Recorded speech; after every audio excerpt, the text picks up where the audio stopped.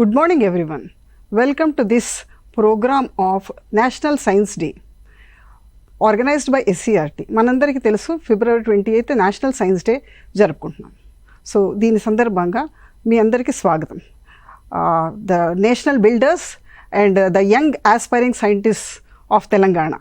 So మీ అందరికీ national science day గురించి ఒక అవేర్నెస్ క్రియేట్ చేయడానికి మనం ఎందుకు సెలబ్రేట్ చేసుకుంటున్నాం దాని గురించి మనం చర్చించుకుందాం. ఇక్కడ మీకు ఏమైనా డౌట్స్ ఉంటే కూడా మీరు అడగండి.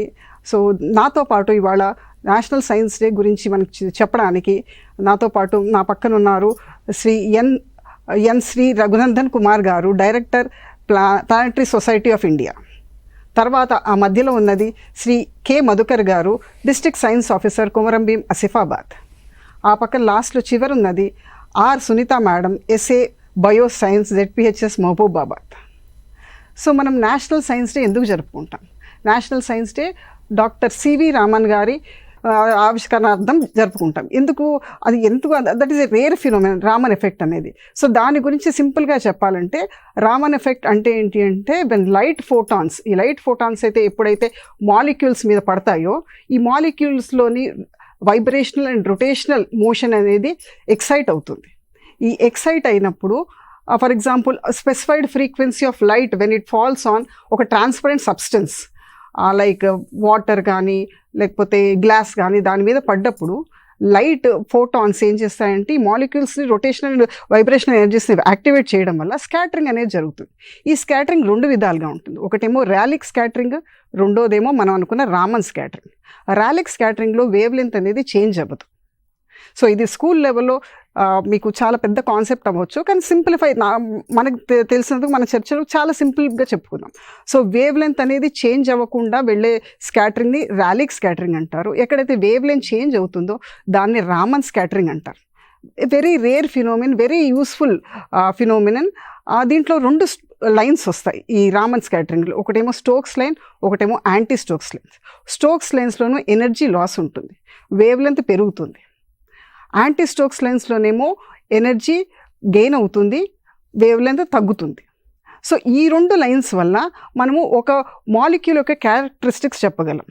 సో ఇది చాలా యూస్ఫుల్ ఫినోమినా. దీని అప్లికేషన్స్ కెమికల్ సైన్సెస్లో మరియు మన మాలిక్యూల్స్ DNA టెస్టింగ్లో, బయోమాలిక్యూల్స్లో, బయోమెడికల్ ఇంజనీరింగ్లో చాలా చాలా ఉపయోగపడుతుంది. సో ఇంత విశిష్టమైన ఆవిష్కృతాన్ని అందించిన సర్ సివి రామన్ గారి సంస్మరణార్థం ఫిబ్రవరి 28, 1928లో ఇది ఆవిష్కృతమైంది. దీన్ని సార్ యొక్క ఆవిష్కరణని గుర్తిస్తూ సార్కి నోబెల్ ప్రైజ్ ఇవ్వడం జరిగింది, 1930లో ఇవ్వడం జరిగింది. So he is the first Indian, in fact first Asian to receive Nobel prize in science.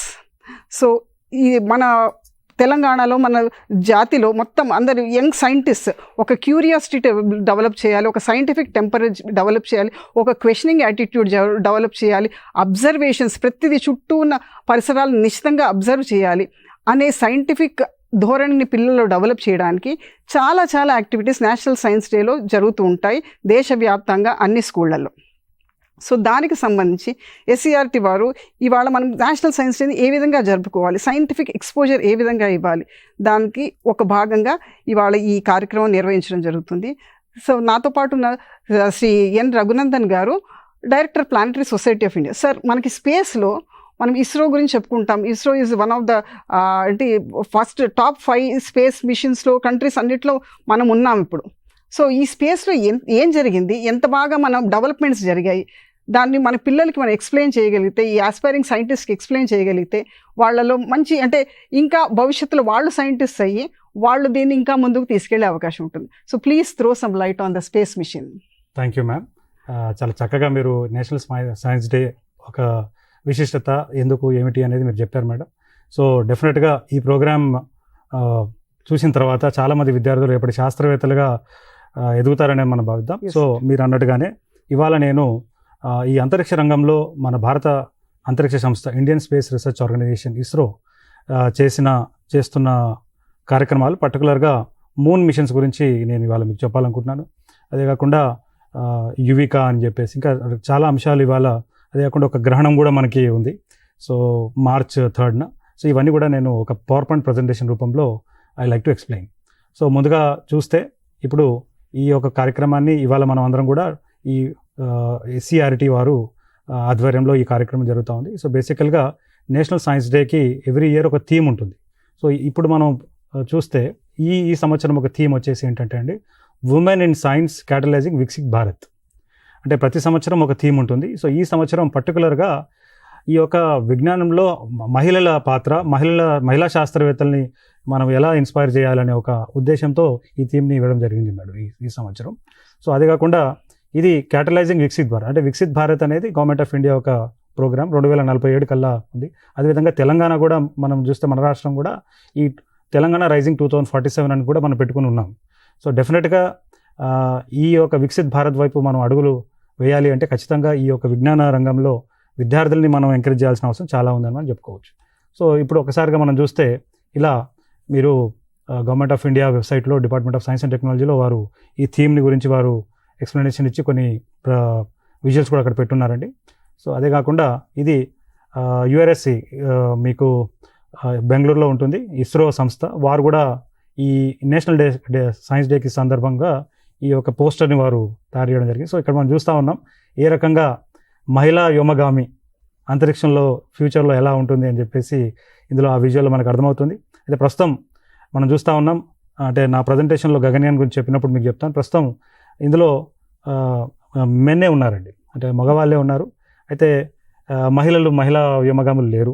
So డెఫినెట్గా గవర్నమెంట్ ఆఫ్ ఇండియా ఈ సంవత్సరం women in space, women in science అని చెప్పేసి తీసుకునడం వల్ల బహుశా ఒక ఉమెన్ ఆస్ట్రోనాట్ కూడా దానికి అడుగులు పడుతుందని నేను భావిస్తున్నానండి. ఎందుకంటే నాకున్న సమాచారం ప్రకారంగా అయితే ఒక ఉమెన్ ఆస్ట్రోనాట్ కావాలి అంటే దగ్గర అంటే ఇప్పుడున్న ఎలిజిబిలిటీ క్రైటీరియాని చూసుకున్నట్లయితే 15 సంవత్సరాలు ఈజీగా పడుతుందండి. అంటే మన ఒక భారత ఆస్ట్రోనాట్, మన ఇండియాలో పుట్టిన ఆస్ట్రోనాట్ మహిళ కావాలనుకుంటే, ఎందుకంటే ఆ విధానం అలా ఉందన్నమాట. సో డెఫినెట్గా ఆ ఎలిజిబిలిటీ క్రైటీరియాని కొద్దిగా ప్రభుత్వం మారిస్తే కనుక ఖచ్చితంగా ఒక మహిళా వ్యోమగామిని కూడా మనము అతి తొందరలో చూస్తాం. సో ఇక మనం ఇలా ముందుకు వెళ్తే ఈ ప్రజెంటేషన్లో, సో మా సంస్థ ప్లానెటరీ సొసైటీ ఆఫ్ ఇండియా అండి. సో ఇవాళ నేను India's journey to moon and beyond అనే అంశాలను నేను ఇందులో డిస్కస్ చేద్దాం అనుకుంటా ఉన్నాను. సో ఇప్పుడు మీరు చూస్తూ ఉన్నారు, ప్లానెటరీ సొసైటీ ఆఫ్ ఇండియా ఒక 22 సంవత్సరాల క్రితం ఏర్పడిన సంస్థ అండి. దేశవ్యాప్తంగా అతి కొద్ది సంస్థలు ఇది ఒక సంస్థ. సో నా విజువల్లోని మీరు చూస్తే, మీరు బ్యాక్గ్రౌండ్లో అక్కడ మీరు మనం ఏం చూస్తున్నామంటే సెంటర్ ఆఫ్ ది గెలాక్సీ, అంటే ఈ స్లైడ్లో మీరు చూస్తే సో ఈ పార్ట్ అంతా కూడా మన మిల్కీ వే, అంటే మన పాలపుంత ఒక మధ్య భాగం అనమాట అండి. సో ఇందులో కోట్లాది నక్షత్రాలు ఉన్నాయి మన పాలపుంతలోనే. మన అట్లాంటి కోట్లాది నక్షత్రాలు, మన సూర్యుడు ఒక నక్షత్రం, ఆ నక్షత్రం చుట్టూ 8 గ్రహాలు, భూగ్రహం, భూమి మీద 7 ఖండాలు, 7 ఖండాల్లో ఏషియా, ఇండియా, తెలంగాణ. సో ఇప్పుడు మనందరం కూడా ఈరోజు ఈ అంశాలు అర్థం చేసుకోవడానికి చేస్తున్న ప్రయత్నం. సో నెక్స్ట్ స్లైడ్ మనం చూస్తే, ఇక్కడ కొద్దిగా నా గురించి చిన్న బ్రీఫ్ ఇంట్రడక్షన్ అండి. నేను ప్లానెటరీ సొసైటీ ఆఫ్ ఇండియా వ్యవస్థాపక కార్యదర్శిని. సో ఈ సంస్థను మొదలుపెట్టినప్పటి నుంచి మేము పనిచేస్తూ ఉన్నాం. సో గత 22 సంవత్సరాలుగా విద్యార్థుల్లో, అంటే ప్రజల్లో ఈ ఖగోళ శాస్త్రం అయితేనేమి, ఈ యొక్క అంతరిక్ష విజ్ఞానం గురించి జనాలకి అవగాహన తీసుకురావడానికి తీసుకొచ్చిన సంస్థ. సో మా ఆర్టికల్స్ కూడా మీరు విద్యార్థులు ఎవరైనా ఇంట్రెస్ట్ ఉంటే మీరు ఒకవేళ planetary society India Raghunandan Jupiter ఇలా మీరు టైప్ చేస్తే నా ఆర్టికల్స్ మీరు చదవచ్చు. అదే కాకుండా యూట్యూబ్లో కూడా చాలా వీడియోస్ మీకు దొరుకుతాయి. మాకేమీ ఛానల్ ఏమి లేదు, బట్ మీరు అంతరిక్ష రంగం గురించి గత 22 సంవత్సరాల్లో జరిగిన చాలా వరకు ఖగోళ సంఘటనలు అయితేనేమి, ఈ ఇస్రోకి సంబంధించిన మిషన్స్ గురించి మీకు వీడియోస్ దొరుకుతాయి. అదే కాకుండా టీశాట్లో కూడా చాలాసార్లు మీరు ఎన్నో చాలా ఉన్నతమైన మిషన్స్ని, యాక్టివిటీస్ని ఇక్కడ చేయడం జరిగిందండి. అంటే లాస్ట్ చంద్రయాన్ 3 ల్యాండింగ్ అయినప్పుడు ఆ రోజున టీశాట్ ద్వారానే మనం ప్రజల దగ్గరికి, విద్యార్థుల దగ్గరికి తీసుకురావడం జరిగింది. ఇంకా గొప్ప విషయం ఏంటంటే ఈ టీశాట్లో జరిగిన ఈ కార్యక్రమం పార్లమెంట్లో కూడా మెన్షన్ అయిందండి. అంటే ఒక స్పెషల్ సెషన్ జరిగింది చంద్రయాన్ 3 యొక్క సక్సెస్ గురించి. అందులో ఫార్మర్ స్పీకర్ గారు మాట్లాడుతూ టీశాట్ ద్వారా ఏ రకంగా చంద్రయాన్ 3 గురించి అవగాహన తీసుకొచ్చినామనే విషయాన్ని అందులో మెన్షన్ చేయడం చాలా గొప్ప విషయం అన్నమాట. సో మళ్ళీ మన ప్రజెంటేషన్కి వెళ్తే, సో ముందుగా ఇస్రో గురించి మాట్లాడుకున్నప్పుడు మనం మాట్లాడుకోవాల్సిన విషయం ఏంటంటే మొట్టమొదటిగా లాంచ్ వెహికల్స్ అనమాట. అంటే ఏదైనా సరే మనం అంతరిక్షంలో పంపించాలి అంటే మనకి ఏం కావాలి, లాంచ్ వెహికల్స్ అవసరం ఉంటుంది. సో మీరు మళ్ళీ ఒకసారి స్లైడ్ చూస్తే, ఇక్కడ ఇది SLV-3, ఇది మొదటి శాటిలైట్ లాంచ్ వెహికల్ అండి. ఇది డాక్టర్ అబ్దుల్ కలాం గారి యొక్క ఆధ్వర్యంలో ఇది రావడం జరిగింది. అంటే ఎప్పుడో 1960లో ఇండియా స్పేస్ ప్రోగ్రామ్ మొదలుపెట్టినప్పటికీ 1983 వరకు మనకి సొంత లాంచ్ వెహికల్ లేదు. సో మొదటి లాంచ్ వెహికల్ ఇది. తర్వాత SLV3, ASLV3గా డెవలప్ చేశారు. ASLV తర్వాత మనందరికి బాగా తెలుసు PSLV. సో ఈ PSLVలో ఇవి వేరియస్ వేరియంట్స్ అనమాట అండి. ఇది standard version, core alone, excel. So ప్రస్తుతం ఈ కోర్ ఎలోన్ వర్షను అండ్ ఈ ఎక్సెల్ వర్షన్ని మనం ఎక్కువ వాడుతూ ఉంటాం. అంటే ఈ ఇస్రో నుంచి మిషన్స్ గతంలో 104 ఉపగ్రహాలు ఒకే లాంచ్లో పంపడం అయితేనేమి, చంద్రయాన్-1, అదే కాకుండా మంగళయాన్ మిషన్, ఇవన్నీ కూడా ఎన్నో ఉన్నతమైన మిషన్స్ అంతా కూడా ఈ లాంచ్ వెహికల్ ద్వారానే మనం అంతరిక్షంలో పంపించడం జరిగింది. దాంట్లో ఇంకా మిగతా వేరియంట్స్ కూడా వచ్చున్నాయి. తర్వాత GSLV Mark 2 ఇది. సో ఇక్కడ ఈ GSLV Mark 2 అండ్ ఇది GSLV Mark 3. ఇప్పుడు ప్రస్తుతం దీన్ని LVM-3 అని పిలుస్తూ ఉన్నారండి. సో ఈ రకంగా భారతదేశం అంటే ముఖ్యంగా చెప్పాలంటే మన భారతదేశం నుంచి ఏదైనా అంతరిక్షంలో పంపించాలంటే మనకి PSLV లేదా GSLVలో మోడ్లో ఉన్న మెథడాలజీలో ఉన్న లాంచ్ వెహికల్స్ మనం వాడుతూ ఉంటాం. అయితే ఇప్పుడు ఈ మధ్యకాలంలో ఏమైపోయిందంటే శాటిలైట్స్ ఒక సైజ్ చాలా తగ్గిపోయిందండి. కాబట్టి మినిచరైజేషన్ అనమాట. సో ఇప్పుడు ఒక స్మాల్ శాటిలైట్ లాంచ్ వెహికల్ కూడా మన ఇస్రో తయారు చేస్తూ ఉంది. సో మొత్తానికి ఈ రకంగా ఉంటుంది. అదే కాకుండా గగన్యాన్లో కూడా మనం ఇదే LVM-3ని వాడబోతున్నాం అని చెప్పుకోవచ్చు. చంద్రయాన్-2లో వాడాం, చంద్రయాన్-3లో వాడాం. సో ఇదే PSLV గురించి మనం మాట్లాడుకుంటే ఈవెన్ ఆదిత్య L1 అనే మిషన్ కూడా మనం పంపించాం గతంలో. సో నార్మల్గా ఏం జరుగుతుంది అంటేనండి, అందరూ ఏమనుకుంటారంటే రాకెట్ లాంచ్ అన్నప్పుడు రాకెట్ కూడా పైకి వెళ్ళిపోతుందేమో అనుకుంటారు. యాక్చువల్గా రాకెట్లో ఉన్న మిగతా చాలా భాగాలు మనకి విడిపోయి అవి సముద్రంలో పడుతుంది. అంటే ఇక్కడ చాలా సింపుల్ సూత్రం. మనకేంటంటే ఏదైనా అంతరిక్షంలోకి ఏదైనా మనం పైకి వెళ్ళాలి అంటే పలాయన వేగం కావాలి. మన ఫిజిక్స్ టీచర్ మన స్కూల్లో చదివిస్తుంటారు. పలాయన వేగం అంటే ఏందో అనుకుంటాం, కానీ మీ టీచర్ చెప్తున్న పలాయన వేగం ఒక రాకెట్ అంటే ఇస్రో శాస్త్రవేత్తలు ఉపగ్రహాన్ని అంతరిక్షంలో పంపించాలన్నా, మనుషులను అంతరిక్షంలో పంపించాలన్నా ఉపయోగించే మెథడ్. కాకపోతే పలాయన వేగం మనకి 11.2 km/s ఉంటుంది, కానీ మనకు అంత అవసరం లేదు. 8 km/s ఆర్బిటల్ వెలాసిటీ ఉంటే సరిపోతుంది. సో మనం సాధారణంగా ఏం చేస్తామంటేనండి, ఇలా ఈ యొక్క శాటిలైట్ని మనము ఈ పై భాగంలో మనం పెడతాం. సో ఈ మీ కింద ఉన్న ఈ దశలన్నీ కూడా మండుతూ ఈ ఉపగ్రహాన్ని అంతరిక్షంలో తీసుకెళ్తాయి, అంతరిక్షంలో భూమి కక్షలో ప్రవేశపెడతాయి అన్నమాట. సో ఈ రకంగా ఉంటుంది. సో ఇప్పుడు మనం ఏం చేద్దామంటే, ఎందుకంటే మనకి ఈరోజు సమయం చాలా తక్కువ ఉంది అండ్ మిగతా స్పీకర్స్ కూడా ఉన్నారు, అవన్నీ ఆసక్తికరమైన విషయాలు మనం తెలుసుకుంటాం. కాబట్టి కొద్దిగా ఫాస్ట్గా నేను చెప్పే ప్రయత్నం చేస్తాను. సో మొట్టమొదటిగా మనం చూసుకున్నట్లయితే మన భారతదేశం చంద్రుడి మీద పరిశోధన చేయడానికి పంపించిన మొదటి మిషన్ ఏంద్రా అంటే అది చంద్రయాన్-1 అనమాట అండి. ఈ చంద్రయాన్-1 అనేది ఇది 2008లో మన శాస్త్రవేత్తలు పంపించారు. అది 2009 వరకు కూడా చాలా సక్సెస్ఫుల్గా పనిచేసింది. సో ఇదిగో చూడండి, ఇక్కడ మనకు విజువల్ చూస్తాం. ఇక్కడ ఇది 22 అక్టోబర్ 2008. ఆ రోజున మేము అక్కడ ఉన్నాం, కొంతమంది విద్యార్థులతో పాటు అక్కడికి వెళ్ళి ఒక రకంగా సెండ్ ఆఫ్ ఇవ్వడానికి మేము వెళ్ళిన పరిస్థితి. సో ఇక్కడ మనం చూస్తూ ఉన్నాం చంద్రయాన్-1కి సంబంధించిన ఆర్బిటర్ ఇది. సో బేసికల్గా మనకి ముఖ్యంగా మనం మిషన్స్ చెప్పుకుంటే ఆర్బిటర్ మిషన్స్, ల్యాండర్ మిషన్స్ ఉంటాయి. సో బేసికల్గా మనం ఏం చేద్దాం అనుకున్నామంటేనండి, చంద్రుడి చుట్టూ తిరుగుతూ చంద్రుడి మీద పరిశోధన చేద్దాం అనుకున్నాం. జస్ట్ ఆర్బిటర్ మాత్రమే. ఓకే, సో ఇక్కడ చూస్తూ ఉన్నాం. సో ఈ ఆర్బిటర్తో పాటు దీంట్లో ఒక ఇంపాక్టర్ని కూడా శాస్త్రవేత్తలు అమర్చారు. అదేమో ఆ ఇంపాక్టర్ అనేది ఒకసారి చంద్రుడి దగ్గరికి వెళ్ళిన తర్వాత ఈ ఆర్బిటర్తో విడిపోయి చంద్రమండలం మీద దిగింది. సో ఇలా మనం చూసుకుంటే ఈ రకంగా వేరియస్ పేలోడ్స్ ఇందులో ఉన్నాయి. ఇది ఈ యొక్క చంద్రయాన్-1 చంద్రుడి దగ్గరికి వెళ్ళే ముందు ఒకసారి భూమి వైపు తిరిగి చూసిందనమాట. చూసినప్పుడు మన భూమి యొక్క పిక్చర్ని అది తీయడం జరిగింది. సో మొత్తానికి ఏ రకంగా వెళ్ళింది అంటే, ఇలా లాంచ్ ఏమో ఈ రకంగా వివిధ దశల్లో శాస్త్రవేత్తలు ముందుగానే నిర్దేశించిన మార్గంలో ప్రయాణం చేస్తూ శాస్త్రవేత్తలు ముందుగా ఈ యొక్క చంద్రయాన్-1ని భూమి కక్షలో ప్రవేశపెట్టారండి. తర్వాత భూమి చుట్టూ ఇలా తిరుగుతూ మొత్తానికి దానికి కావాల్సిన వేగం అందుకున్న తర్వాత ఇలా చంద్రుడి వైపు ప్రయాణం చేసింది. ఒకసారి చంద్రుడి దగ్గరికి వెళ్ళిన తర్వాత మళ్ళీ చంద్రుడికి ఆ ఒక స్పేస్ క్రాఫ్ట్కి చంద్రుడికి మధ్య చాలా దూరం ఉంటుంది. దాన్ని తగ్గించుకుంటూ 100/100 కిలోమీటర్స్. యాక్చువల్లీ నేను చాలా కట్ షార్ట్ చేస్తున్నానండి, ఎందుకంటే డీటెయిల్డ్గా ఉంటుంది ఈ ఎక్స్ప్లెనేషన్ అంతా కూడా. సో మొత్తానికి చెప్పాల్సింది ఏంటంటే, ఈ రకంగా లాంచ్ చేశారు. అండ్ చేసిన తర్వాత ఈ రకంగా అంటే ఒక్కసారి 2, 3 ఇలా 5 సార్లు చక్కర్లు కొడుతూ ఈ చంద్రుడికి భూమికి మధ్య ఉన్న దూరాన్ని తగ్గించుకుంటూ కావాల్సిన వేగాన్ని అందుకుని మొత్తానికి చంద్రమండలంకి వెళ్ళింది చంద్రయాన్-1. ఇది మన భారతదేశం చేసిన మొదటి మిషన్ అనమాట అండి. సో మొదటి మిషన్ సక్సెస్ కావడం చాలా గొప్ప విషయం. సో మనకి చందమామ రావే జాబిల్లి రావే అని మనం చిన్నప్పుడు చదువుకున్నది పిల్లలకి చూపించింది. ఇప్పుడు చంద్రయాన్ ద్వారా రియలైజ్ అయ్యాం. చంద్రయాన్ ఫస్ట్ మీరు చెప్పినట్టు అక్టోబర్ 22, 2008లో స్టార్ట్ అయింది ప్రోగ్రామ్.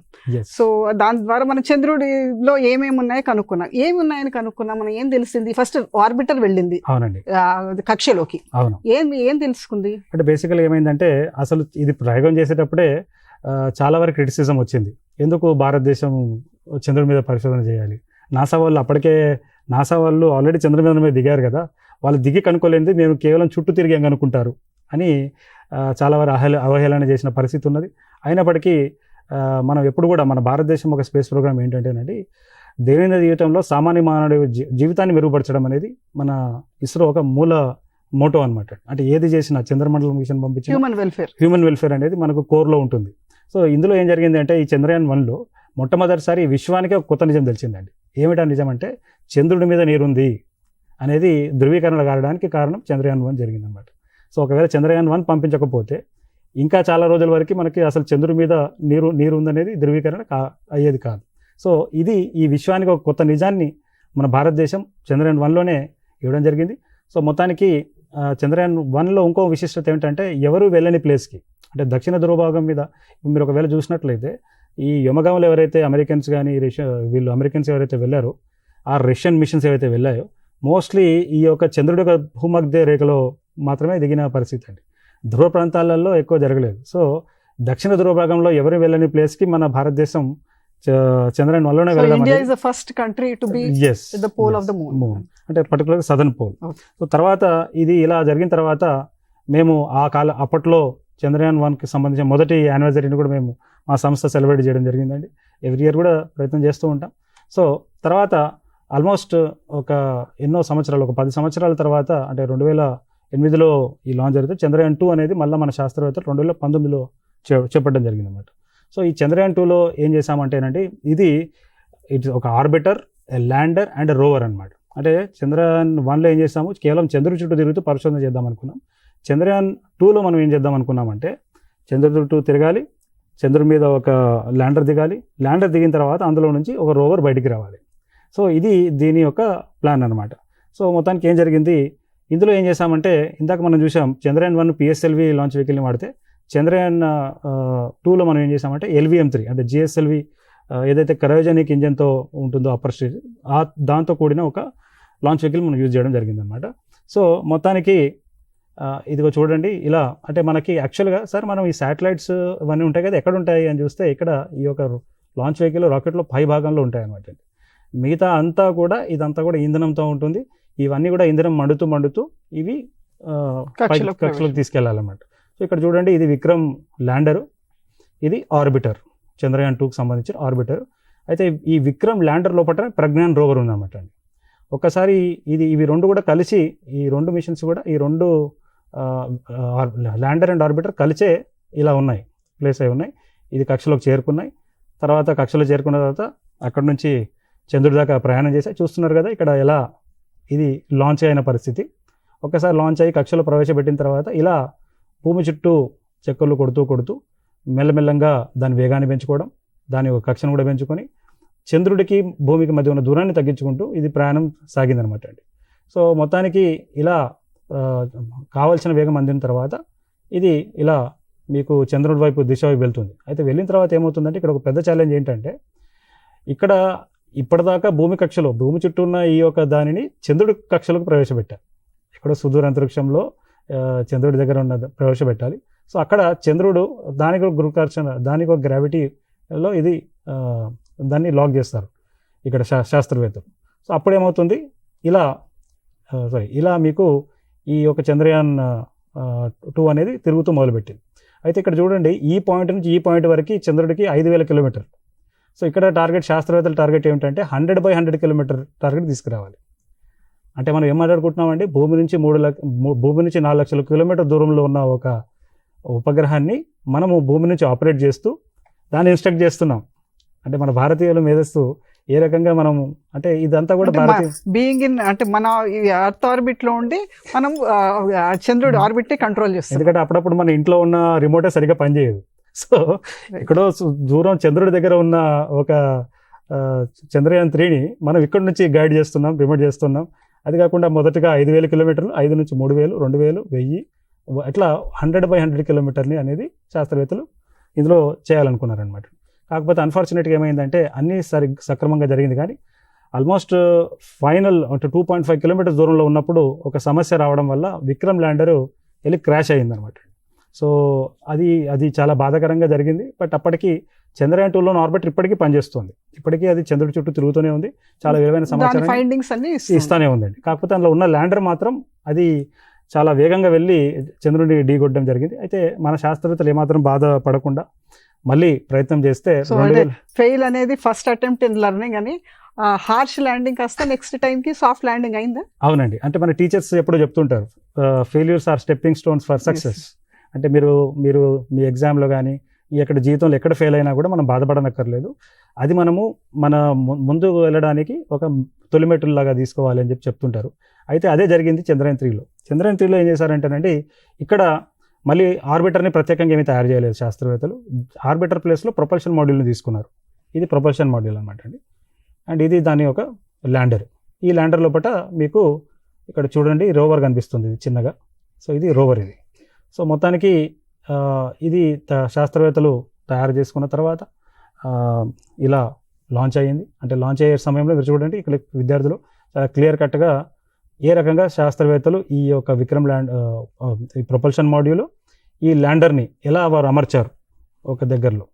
సో ఇక్కడ మనం చూసినట్లయితే ఒక మాట చెప్పవచ్చు అంటే ఇందులో 3 మాడ్యూల్స్ ఉన్నాయని చెప్పుకోవచ్చు అండి. ఒక ఆర్బిటర్ లేదా ప్రొపల్షన్ మాడ్యూల్ ఉంది, ల్యాండర్ మాడ్యూల్ ఉంది, అందులో ఒక రోవర్ కూడా ఉంది.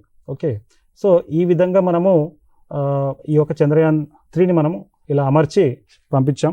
అండ్ ఇక్కడ రోవర్ కూడా మనం చూస్తున్నాం, దాంట్లో వేరియస్ పరికరాలు ఉన్నాయి పరిశోధన చేయడానికి.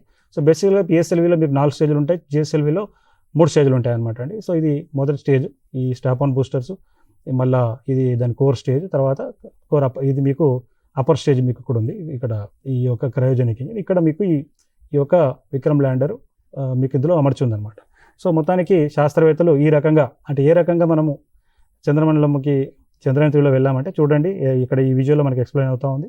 సో శాస్త్రవేత్తలు మనము మొదటగా లాంచ్ అయిన తర్వాత ఆర్బిటరేజ్ ఇలా వెళ్తున్నప్పుడు ఆర్బిటర్ ఇక్కడికి మళ్ళీ ఇట్లా తిరిగి వచ్చిన తర్వాత ఇక్కడ ఆర్బిటరేజ్ కమాండ్ ఇస్తారు. అప్పుడు ఏమవుతుంది, తన ఆర్బిట్ని కక్షని పెంచుకుంటుంది. కక్షనే కాదు, ఈవెన్ కొద్ది వేగం కూడా పెరుగుతుంది. ఇలా 3, 4, 5 ఫైనల్గా ఈ ట్రాన్స్లూనర్ ఇంజెక్షన్ ఇది చాలా క్రూషల్ అనమాట అండి.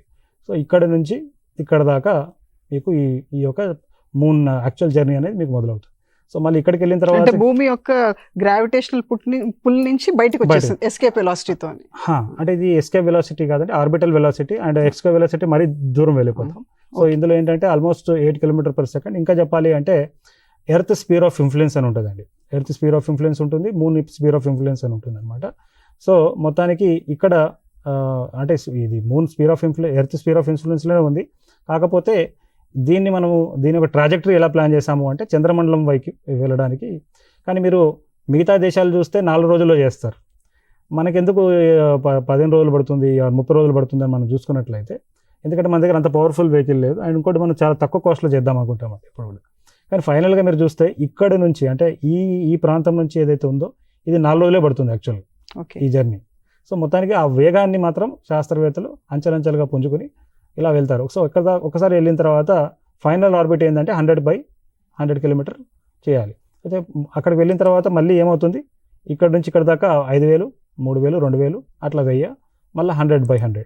సో ఇదంతా కూడా శాస్త్రవేత్తలు ఇందులో చంద్రయాన్ 3లో చేయడం జరిగిందండి. అండ్ ఆ రకంగా చంద్రమండలం మీద దిగాం. అండ్ ఆ రోజున మన టీశాట్లో ప్రత్యేకంగా అంటే వివిధ ఎక్స్పర్ట్స్ని కూడా మన ఎస్సీఆర్టీ వీళ్ళందరినీ తీసుకొచ్చి ఒక సంయుక్తంగా. ఇప్పుడు దీంట్లో మరి ఏం జరుగుతుంది సార్, ఇప్పుడు ఏం ఫైండింగ్స్ ఉన్నాయి చంద్రయాన్ 3లో? సో చంద్రయాన్ 3లో ఇంకా చాలా అంటే ఇప్పుడు మెల్లమెల్లిగా వస్తూ ఉన్నాయండి, ఎందుకంటే డేటా ఇప్పటికే చాలా విలువైన సమాచారం, వాటర్ మాలిక్యూల్స్ కాంపోజిషన్ అవన్నీ కూడా తెలుస్తున్నాయి. అవే కాకుండా ముఖ్యంగా విషయం ఏంటంటేనండి, ఇప్పుడు మానవుడు అంటే రేపనాడు భారతీయుడు అంతరిక్షంలోకి అంటే చంద్రమండలం అడుగు పెట్టాలి. అదే కాకుండా నెక్స్ట్ మిషన్కి కావాల్సిన ప్రయోగాలు కూడా ఇందులో జరిగినాయి. For example sample return machines నేను నెక్స్ట్ పార్ట్లో చెప్పబోతున్నాను. అదే కాకుండా చంద్రుడి గురించి చాలా విలువైన విషయాలు అంటే బేసిక్గా థింగ్ ఏంటంటే అండి, మనం వెళ్ళింది సదర్న్ పోల్. యాక్చువల్గా మీరు చంద్రమండలం మీద ఒకవేళ ఆవాసాలు ఏర్పరచుకోవాలంటే ఈ యొక్క దక్షిణ ధృవభాగం చాలా అనువైన ప్రాంతం అనమాట. సో ఆ ప్రాంతంలో ఉన్న పరిస్థితులు ఎలా ఉన్నాయి, ఆ భౌగోళికమైన అనువైన ప్రాంతం అని చంద్రయాన్ 3 మిషన్లో తెలిసింది లేదు, అంతకుముందే విశ్వవ్యాప్తంగా ఒక అవగాహన ఉన్నది. అయితే దానికి కావాల్సిన సమాచారాలు, దానికి కావాల్సిన ఫర్ ఎగ్జాంపుల్ మీరు ఆ ప్రాంతంలో వెళ్ళిన తర్వాత మీరు సిగ్నల్ పంపిస్తున్నారు ఆర్ మీరు మాట్లాడాలనుకుంటున్నారు అనుకోండి, నాయిస్ అనే ఇష్యూ ఉంటుంది. అది ఏ స్థాయి దాకా ఉంటుంది, దాని ఫ్యూచర్ మిషన్స్లో మనం ఎట్లా అధిగమించాలి. అదే కాకుండా ఆ చంద్రుడి మీద మీకు క్వేక్స్ అంటే ఎట్లయితే భూకంపాలు వస్తున్నాయో చంద్రుడి మీద కూడా కంపనలు ఉన్నాయా లేవా అనేది కూడా ఒక పెద్ద క్వశ్చన్ మార్క్. అంటే జియాలజిస్టులు ఏమంటారంటే ఇది మూన్ ఈజ్ జియాలజికలీ డెడ్. ఎందుకంటే అక్కడ మీకు ప్లేట్ టెక్టానిక్ మూవ్మెంట్ అనేది జరగదు. దానికి మన భూమి మీద ఏమవుతుందంటే ఈ పలకలు జరగడం వల్ల మనకి భూకంపాలు వస్తాయి. చంద్రుడి మీద అట్లాంటి పరిస్థితి లేదు. అయినప్పటికీ కొన్ని క్వేక్స్ అక్కడ కూడా ఏర్పడతాయి. సో ఇట్లా ఎన్నో, అదే కాకుండా చంద్రుడి మీద ఒక 14 days టైంలో ఎట్లాంటి మార్పులు చేర్పులు జరుగుతాయి, ఇట్లాంటి ఎన్నో లేటెస్ట్ ఇన్ఫర్మేషన్ని, అది ఇంకా చెప్పాలంటే ఈ దక్షిణ దుర్భాగానికి సంబంధించిన ఇన్ఫర్మేషన్ని మనం ఇందులో ఇవ్వడం చేయగలిగాం. అదే కాకుండా శాస్త్రవేత్తలు అంటే మన శాస్త్రవేత్త ఎంత గొప్పవారు అనేది మనం చెప్పుకోవాలంటేనండి, ఈ ప్రొపల్షన్ మాడ్యూల్ చంద్రయాన్ 3ని చంద్రమండలానికి తీసుకెళ్ళడానికి మాత్రమే మనం అక్కడ పంపించాం. కానీ అది ఏం చేసిందంటే మళ్ళీ దాన్ని అంటే దాంట్లో ఇంధనం ఉన్నదని శాస్త్రవేత్తలు గ్రహించిన తర్వాత మళ్ళీ దాన్ని తిరుగు ప్రయాణం కూడా ప్లాన్ చేశారు శాస్త్రవేత్తలు. ప్రస్తుతం అది భూమి చుట్టూ భూమి కక్షలో ఉన్నది. సో అంటే దీనివల్ల మనం ఏం చెప్పగలుగుతున్నామంటే రేపటి నాడు భారతదేశం కనుక చంద్రమండలానికి మనుషులను పంపించాలనుకుంటే అక్కడ వెళ్ళడమే కాదు, మళ్ళీ తిరిగి రావడానికి కావాల్సిన ఒక ప్రాక్టీస్ కూడా చంద్రయాన్ 3లోనే జరిగిపోయింది. అండ్ ఇంకోటి చంద్రయాన్ 3లో అందరికీ తెలిసిన విషయం ఏంటంటే చంద్రుడి మీద దిగిందనేది చూశారు అందరూ. కానీ చివరి రోజుల్లో శాస్త్రవేత్తలు ఏం చేశారు అంటే వాళ్ళు ఏ పొజిషన్లో ఏ ప్లేస్లో అయితే దిగారో దాని మీద వేరియస్ ఇన్స్ట్రుమెంట్స్తో వాళ్ళు పరిశోధన చేశారు. చివరి రోజున ఏం చేశారంటే అవన్నీ కూడా ఆ ఇన్స్ట్రుమెంట్స్ని మళ్ళీ కలెక్ట్ చేసుకొని తన ఉన్న ప్లేస్ నుంచి ఒక 40 సెంటీమీటర్స్ని పైకి ఎగిసి ఇలా ఒక 40 సెంటీమీటర్స్ ముందుకు వెళ్ళింది. అంటే డబల్ ల్యాండింగ్ జరిగింది. It's not single landing. 2 సార్లు ల్యాండ్ చేసి మళ్ళీ అక్కడ దిగిన తర్వాత అక్కడ ఉన్న సమాచారాన్ని కూడా శాస్త్రవేత్తలు కనుక్కున్నారనమాట. అంటే ఒక్కసారి కాదు 2 సార్లు మనం పరిశోధన చేయడానికి మనం అనుకున్న దానికంటే ఇంకా ఎక్కువ చేశారు. సో ఈ రోజు టీసాట్ ద్వారా అంటే ఈ నేషనల్ సైన్స్ డే సందర్భంగా ఇట్లాంటి ఎన్నో అంశాలు చెప్పడానికి నాకు అవకాశం వచ్చిందండి. SCRT వారికి ధన్యవాదాలు. విద్యార్థులు చెప్పడానికి యువికా ప్రోగ్రామ్ గురించి చెప్తారా? మన పిల్లలు ఇప్పుడు చాలా మంది ఇప్పుడు మీరు చెప్పిన దాన్ని బట్టి వాళ్ళు చూసిన టీసాట్ లైవ్ టెలికాస్ట్లు చూడటం, వాళ్ళ టీచర్స్ కూడా వాళ్ళకి చెప్పడం ద్వారా వీళ్ళకి ఒక అంతరిక్షం గురించి మంచి అవగాహన ఏర్పడింది. సో వాళ్ళ భవిష్యత్తులో సైంటిస్టులు అవ్వాలంటే మనకి యువికా ప్రోగ్రామ్ అనేది ఒకటి ఉంది, దాని గురించి కొంచెం. సో ఇప్పుడు బేసికల్ ఏంటంటే మీరు అడిగారు అయితే ఇంకా అంటే ఏమేమి అచీవ్మెంట్స్ జరిగినాయి రీసెంట్ పాస్ట్లో అనేది చెప్పుకుంటే ఈవెన్ ఆదిత్య L1 కూడా మనం పంపించామండి. ఇది ప్రస్తుతం భూమి నుంచి 15 లక్షల కిలోమీటర్ దూరంలో ఉండి ఈ ఆదిత్య L1 అనేది సూర్యుడి మీద పరిశోధన చేస్తూ ఉంది. యాక్చువల్గా సూర్యుడి మీద చాలా పెద్ద విస్ఫోటనలు జరుగుతూ ఉన్నాయి. అది 2025-26 మీకు సూర్యుడు పీక్ ఆఫ్ యాక్టివిటీలో ఉందన్నమాట అండి. సో దాన్ని దగ్గర నుంచి అంటే దాన్ని చూసి అబ్జర్వ్ చేసి ఎన్నో విషయాలు తెలుసుకోవడానికి ఆస్కారం మనకు ఆదిత్య L1 ఇచ్చింది. అదే కాకుండా ఇప్పుడు సరే చంద్రయాన్ 3 అయిపోయింది, మరి నెక్స్ట్ ఏమిటి? So Chandrayaan 4 is the next thing అండి. సో ఇది కూడా మన ఎక్స్క్లూజివ్గా మన విద్యార్థులకి మనము చెప్పే ప్రయత్నం చేస్తూ ఉన్నాం. సో చంద్రయాన్ 1లో ఏం చేసాము, చంద్రుడి చుట్టూ తిరిగి పరిశోధన చేసాం. చంద్రయాన్ 2లోనేమో దిగి పరిశోధన చేద్దాం అనుకున్నాం, ఆర్బిటర్ కూడా అనుకున్నాం, కానీ ఫెయిల్ అయిపోయింది. చంద్రయాన్ 3లో మాత్రం దిగాము. అదే కాకుండా చంద్రయాన్ 4లో ఏం చేయబోతున్నాం అంటేనండి, చంద్రుడి మీద దిగడమే కాకుండా చంద్రుడి మీద దిగి అక్కడ చంద్రుడి మీద ఉన్న రిగాలిత్ దాన్ని కలెక్ట్ చేసి మళ్ళీ భూమికి తీసుకొద్దామనే ప్రయత్నం ఇస్రో చేయబోతాం. అయితే ఇందులో గొప్ప విషయం ఏంటంటే చంద్రయాన్ 3లో ఒకటే లాంచ్ వెహికల్ వాడాం. ఎందుకంటే అందులో మీకు 2 లేదా 3 మోడ్యూల్స్ ఉన్నాయి. కానీ చంద్రయాన్ 4లో 5 మోడ్యూల్స్ ఉన్నాయి అనమాట. సో 5 మోడ్యూల్స్ అంటే మొదటి 3 మోడ్యూల్స్ ఒక రాకెట్లో వెళ్తాయి, 2 మోడ్యూల్స్ ఇంకో రాకెట్లో వెళ్తాయి.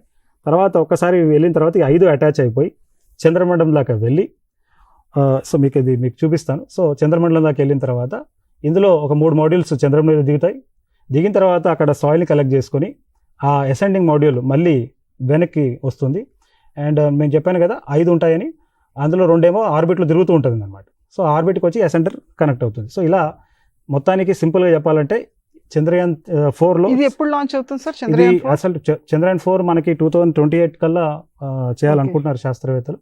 సో చూద్దాం ఎంత టైం పడుతుందో. సో ఇక్కడ మీరు చూస్తున్నాం, మేము రీసెంట్గా ఒక ఇస్రో స్పేస్ ఆన్ వీల్స్ అనే దాన్ని అప్గ్రేడ్ చేస్తాం. అందులో ఇక్కడ మా చేతిలో ఇది చూస్తున్నారు కదా, ఇది it's an exhibit of Chandrayaan 4. So ఈయన మా ఇండెంటర్ సీనియర్ సైంటిస్ట్, రిటైర్డ్ ఆయన. సో ఈ రకంగా అదే కాకుండా ఇప్పటికే చంద్రయాన్ 5 కూడా తయారవుతుందండి. చంద్రయాన్ 5లో మనకి జపాన్ వారు మనతో అసోసియేట్ అయిపోయి వాళ్ళు ఈ మిషన్ని చేద్దాం అనుకుంటున్నారు. సో ఇది కూడా ఇందులో ఏమిటంటే ఈ యొక్క లాంచ్ వెహికల్ని వాళ్ళు ప్రొవైడ్ చేయబోతున్నారు. ఇందులో ఉన్న ల్యాండర్ని మన ఇండియా ఇస్తూ ఉంది. సో ఈ యొక్క ల్యాండర్ ఇంకా చాలా పెద్దగా ఉంటుంది. ఇప్పటిదాకా పంపించి చిన్నవి పంపించాం. సో జపాన్ కూడా మనతో కలిసి పనిచేయాలనుకుంటుంది. సో మొత్తానికి ఈరోజు మనందరం కూడా ఈ ప్రోగ్రామ్ చూసిన విద్యార్థులు చాలా సంతోషించాలి. ఎందుకంటే ఇలా విదేశాలకు సంబంధించిన కూడా వచ్చి మనతో అసిస్ట్ అవుతూ ఉన్నారు. అదే కాకుండా గగన్యాన్ కూడా మనకి ప్రోగ్రామ్ ఉన్నదండి. అంటే ఇప్పటిదాకా మనము మానవరహిత మిషన్స్ ఏమంటారు మానవరహిత మిషన్స్ని మనం ఎక్కువ చేసాం, అంటే మనుషులు లేకుండా ఉన్న మిషన్స్ని ఎక్కువ చేసాం. సో మొట్టమొదటిసారి గగన్యాన్లో మానవ సహిత మిషన్స్ మనం చేపట్టబోతా ఉన్నాం. ఇందులో హ్యూమన్ బీయింగ్స్ని పంపాలనుకుంటున్నాం. అయితే దీనికి ఇప్పటికే మన ఇస్రో శాస్త్రవేత్తలు ఒక 4 వ్యోమగాములని ఐడెంటిఫై చేయడం జరిగింది ఇండియన్ ఎయిర్ ఫోర్స్ నుంచి. సో చేసిన తర్వాత వాళ్ళకి ఇది వాళ్ళని రానున్న రోజుల్లో అంటే మన సొంత గడ్డ మీద నుంచి సొంత వెహికల్ ద్వారా, ఇది LVN-3 అనమాట అండి, HRLV అంటారు దీన్ని, హ్యూమన్ రేటెడ్ లాంచ్ వెహికల్. అంటే మనుషులను పంపించడానికి దీని మోడిఫికేషన్ చాలా వరకు చేశాము ఇందులో. సో ఈ భాగంలో మీకు ఇది క్రూ ఎస్కేప్ సిస్టమ్, ఇందులో మీకు ఈ మోడ్యూల్ ఉంటుంది. ఈ మోడ్యూల్లోనే శాస్త్రవేత్త వ్యోమగాములు కూర్చొని వెళ్తారన్నమాట. సో వీళ్ళు ఇంకా నెక్స్ట్ 2 yearsలో అంటే ఇప్పుడు ఏం చేద్దాం అనుకుంటుందంటే ఇస్రో గగన్యాన్లో ముందుగా మనుషులు లేకుండా ఒక మిషన్ పంపించాలనుకుంటుందండి. అంటే 2 సార్లు ప్రయోగం చేయాలనుకుంటున్నారు. 2 సార్లు కూడా సక్సెస్ఫుల్గా అయినట్లయితే మూడోది మనుషులతో కూడా వెళ్తుంది. సో ఇప్పటికే ఈ యొక్క మిషన్లో ఏం జరిగిందంటే 2023లో మన మోదీ గారు అమెరికా వెళ్ళినప్పుడు అమెరికన్ గవర్నమెంట్ మన ఆస్ట్రోనాట్ని ఇంటర్నేషనల్ స్పేస్ స్టేషన్కి తీసుకెళ్తామని చెప్పి ఒక అవకాశం గురించి డిస్కషన్కి వచ్చింది. సో అందులో భాగంగా శుభాంశు శుక్లా ఆయనతో పాటు ఇంకా 3 వ్యోమగాములు వేరే దేశాలకు సంబంధించిన వారు Axiom-4 అనే మిషన్లో వారు ఇంటర్నేషనల్ స్పేస్ స్టేషన్కి వెళ్ళడం జరిగిందండి 25th June 2025. సో మీకు తెలుసు సునీత విలియమ్స్, ఆమె ఈ ఇంటర్నేషనల్ స్పేస్ స్టేషన్కి వెళ్ళింది, చాలా రోజులు అక్కడ ఉండిపోయింది. అండ్ మనుషులందరూ కూడా వెళ్తుంటే ఇప్పుడు ఎక్కడికి వెళ్తున్నారు అంటే చంద్రమండలంకి వెళ్ళట్లేదు. చాలామంది విద్యార్థులు ఏమనుకుంటారంటే చంద్రమండలంకి వెళ్తున్నారు అనుకుంటారు. బేసికల్గా వాళ్ళు వెళ్తున్నది ఏంటంటే ఈ ఇంటర్నేషనల్ స్పేస్ స్టేషన్కి వెళ్తున్నారు. సో ఇంటర్నేషనల్ స్పేస్ స్టేషన్ ఇలా ఉంటుందన్నమాట అండి. సో ఇలా ఇక్కడ నుంచి భూమి నుంచి వెళ్ళిన క్రూ మోడ్యూల్స్ ఇలా వెళ్ళి దీనికి డాక్ అవుతాయి. ఇక్కడ డాకింగ్ పార్కింగ్ ప్లేసెస్ ఉంటాయి. సో అలా డాక్ అవుతుంది. వీళ్ళకి కావాల్సిన సప్లైస్ కూడా ఎవ్రీ 3 monthsకి 6 monthsకి వాళ్ళకి కావాల్సిన ఫుడ్ ఆహారం అంతా కూడా వెళ్తుంది. సో ఇందులో గొప్ప విషయం ఏంటంటే ఇప్పుడు భారత్ అంతరిక్ష స్టేషన్ అని సొంతంగా మనం నిర్మించుకోబోతున్నాం, ఆత్మనిర్భర్. ఎస్. సో ఇది 2035 కల్లా ఇది కట్టాలని అనుకుంటున్నారు. సో ఇదేంటంటే మొత్తం 5 మోడ్యూల్స్ ఉంటాయి. ఇలా 5 మోడ్యూల్స్ ఉంటాయి. ఇది భారత్ సొంతంగా నిర్మించుకోబోయే భారత్ అంతరిక్ష స్టేషన్ అనమాట. సో ఇవాళ థ్యాంక్స్ టు SCRT, TSAT ఇట్లాంటి అంటే ఇస్రో చేస్తున్న వివిధ కార్యక్రమాల గురించి మనం విద్యార్థులకి చెప్పుకోవడానికి ఒక ఆస్కారంగా వచ్చిందండి. ఇప్పుడు మీరు బహుశా 10th క్లాస్లో ఉండొచ్చు, 2035 కల్లా ఎక్కడుంటారు, అప్పుడు ఏం జరుగుతుందనేది మీరు ఒకసారి గుర్తు చేసుకోవాలి. సో మొత్తానికి 5 మోడ్యూల్స్ ఉంటాయండి. ఇందులో మొదటి మోడ్యూల్ 2028లో మన శాస్త్రవేత్తలు మొదటికి ఒక మోడ్యూల్ వెళ్తుంది, తర్వాత 2వ మోడ్యూల్, 3వ మోడ్యూల్, 4, 5 ఇలా 5 మోడ్యూల్స్ వెళ్ళి అవి అక్కడ డాక్ అయ్యి ఉండి మన భూమి కక్షలో ఉంటుంది. సో ఈ రకంగా సొంతంగా మన భారతదేశం ఈ యొక్క గగన్యాన్ మిషన్ని చేయాలని అనుకుంటుంది. సో మొత్తానికి గగన్యాన్లో భారత అంతరిక్ష స్టేషన్ చేయాలనుకుంటుంది. అదే కాకుండా గగన్యాన్లో కూడా మనం ఏం చేద్దాం అనుకుంటున్నామంటే వ్యోమగాములు అంతరిక్షాన్ని పంపాలనుకుంటున్నాం కదా. సో నెక్స్ట్ 2 yearsలో ఏం జరుగుతుంది అంటే అన్ని సక్సెస్ఫుల్గా జరిగినట్లయితే ఈ మానవుడితో ఉన్న ఒక వెహికల్ అది గగన్యాన్ వెళ్తుంది. అంటే ఆర్బిట్లో వెళ్ళడానికి 16 నిమిషాలు పడుతుందండి. సో ఒక్కసారి ఆర్బిట్లో వెళ్ళిన తర్వాత భూమి చుట్టూ ఒక 7 రోజుల పాటు తిరుగుతూ మళ్ళీ తిరిగి వచ్చే సమయంలో అది గుజరాత్ కోస్ట్లో దిగుతుంది అనమాట. అంటే వెళ్ళడమేమో శ్రీహరికోట నుంచి వెళ్తాం, తిరిగి రావడం అనేది ఇది గుజరాత్లో జరుగుతుంది. గుజరాత్ కోస్ట్లో ప్లాష్ డౌన్ అవుతుంది అనమాట. సో దీనికి సంబంధించిన క్రూషియల్ టెస్ట్ మీరు డేట్ చూడొచ్చు, 19th February. అంటే ఈ పారాషూట్స్ అనేది చాలా క్రూషియల్ రోల్ ప్లే చేస్తాయి అనమాట. సో ఆ ఒక పరిశోధనలు కూడా ఇవాళ మనం మాట్లాడుకుంటున్నాం, అవతల శాస్త్రవేత్తలు చేద్దాం అనుకునే కార్యక్రమాలు నిరంతరం చేస్తూనే ఉన్నారండి. సో ఇలా అదే కాకుండా రాను రోజుల్లో వీనస్ ఆర్బిటర్ మిషన్, అంటే దీన్ని అన్అఫిషియల్గా శుక్రయాన్ అని అంటూ ఉన్నారు, శుక్రగ్రహం మీద కూడా పరిశోధన చేయడానికి మన భారతదేశం పంపిస్తుంది. ఇది 2028 కల్లా ఇది ప్లాన్ చేస్తూ ఉన్నారు. దగ్గర దీనికి 1200 కోట్ల రూపాయలు ఖర్చు పెడతా ఉన్నారు మన ఇస్రో వర్గాలు. ఎందుకంటే మనం ఏం చేస్తున్నామంటే అంటే భూమిని ఒక శుక్రగ్రహంలాగా మారుస్తూ ఉన్నాం. అంటే మనందరికీ తెలుసు శుక్రగ్రహము మన సౌరకూటంలో అతి వేడిగా ఉన్న, అంటే మెర్క్యూరీ భూమికి సూర్యుడి దగ్గర ఉన్నప్పటికీ అతి వేడిగా ఉన్న గ్రహం ఏదిరా అంటే మన సౌరకుటుంబంలో ఈ శుక్రగ్రహం. ఎందుకు అంటే అక్కడ సూర్యుడి ఒక వెలుగు మనం వెళ్తుంది కానీ అది మళ్ళీ బయటికి తిరిగి రాదు, చాలా తక్కువ వస్తుంది. సో మనము ఎందుకు అలా అంటే అక్కడ గ్రీన్ హౌస్ గ్యాసెస్. సో మన భూమి మీద కూడా మనం ఏం చేస్తున్నాము, మెల్లమెల్లంగా ఈ గ్రీన్ హౌస్ గ్యాసెస్ని పెంచేసుకొని సూర్యుడి వెలుగుని రాణిస్తున్నాం కానీ దాన్ని వెళ్ళనీయకుండా చేస్తూ ఉన్నాం. సో అట్లాంటి పరిస్థితుల్లో ఈ శుక్రుడు మీద పరిశోధన చేసే మిషన్ కూడా మనకు చాలా విలువైన ఇన్ఫర్మేషన్ మనకి వస్తుందని చెప్పుకోవచ్చు. సో ఇప్పుడు మీరు అనుకున్న ఈ యువిక అంశాల గురించి మనము మాట్లాడుకోవచ్చు అండి. అయితే యువిక గురించి మాట్లాడుకునే ముందు ప్లానెటరీ సొసైటీ ఇండియా ఇటీవల కాలంలో ఒక పరిశోధన ముడుమాల్ అని చెప్పేసి మీకు ఇక్కడ నిలువురాళ్ళు, అంటే మేము నాట్ ఓన్లీ స్పేస్ టెక్నాలజీ అండి, ఈవెన్ అంతరిక్ష ఖగోళ శాస్త్రం మీద కూడా పరిశోధనలు అవగాహన తీసుకొచ్చే ప్రయత్నం చేస్తాం. ఇక్కడ ఒక స్టడీ చేయడం జరిగింది. అంటే ఏ రకంగా సూర్యుడి యొక్క ప్లేసెస్ ఆకాశంలో, అంటే ఇక్కడ ఏం జరిగిందంటేనండి, మన హైదరాబాద్ నుంచి 200 కిలోమీటర్ దూరంలో మక్తల్లో ఈ ముడుమాల్ అనేసి, ఇది గుడబాలేరు విలేజ్, ఇది అక్కడ మీరు వెళ్తే 4 సార్లు వెళ్ళాలి. అంటే మన స్కూల్లో ఈక్వినాక్స్ అండ్ సోలిస్టిస్ అని చెప్తుంటాం కదా, అంటే డే అండ్ నైట్ సేమ్ ఉన్న రోజున, అదే కాకుండా అతి సుదీర్ఘమైన డే ఉన్న నాడున అండ్ అతి సుదీర్ఘమైన రాత్రి ఉన్న రోజున మీరు వెళ్తే ఏం చూస్తారు అంటే ఈ రకంగా సూర్యుడి యొక్క పొజిషన్ని మీరు చూస్తారు. అయితే ఇది 3500 సంవత్సరాల క్రితం అక్కడి ప్రజానీకం అప్పట్లో ఏమనుకున్నారు, ఎందుకు ఇవి ఏం చేసుకున్నారంటే, వీరు అప్పట్లో మనకు సైన్స్ అండ్ టెక్నాలజీ లేదు, టెలిస్కోప్స్ లేవు. సో మరి ఎప్పుడు విత్తనం వేయాలి, ఎప్పుడు కోత కోయాలని తెలుసుకోవడానికి ఇలా నిలువు రాళ్ళని వారు అమర్చుకున్నారు అనమాట. సో నిజంగా అది ఆ పర్పస్ కోసమే చేస్తారా లేదా అనేది మా సంస్థ మేము పరిశోధన జరిగింది.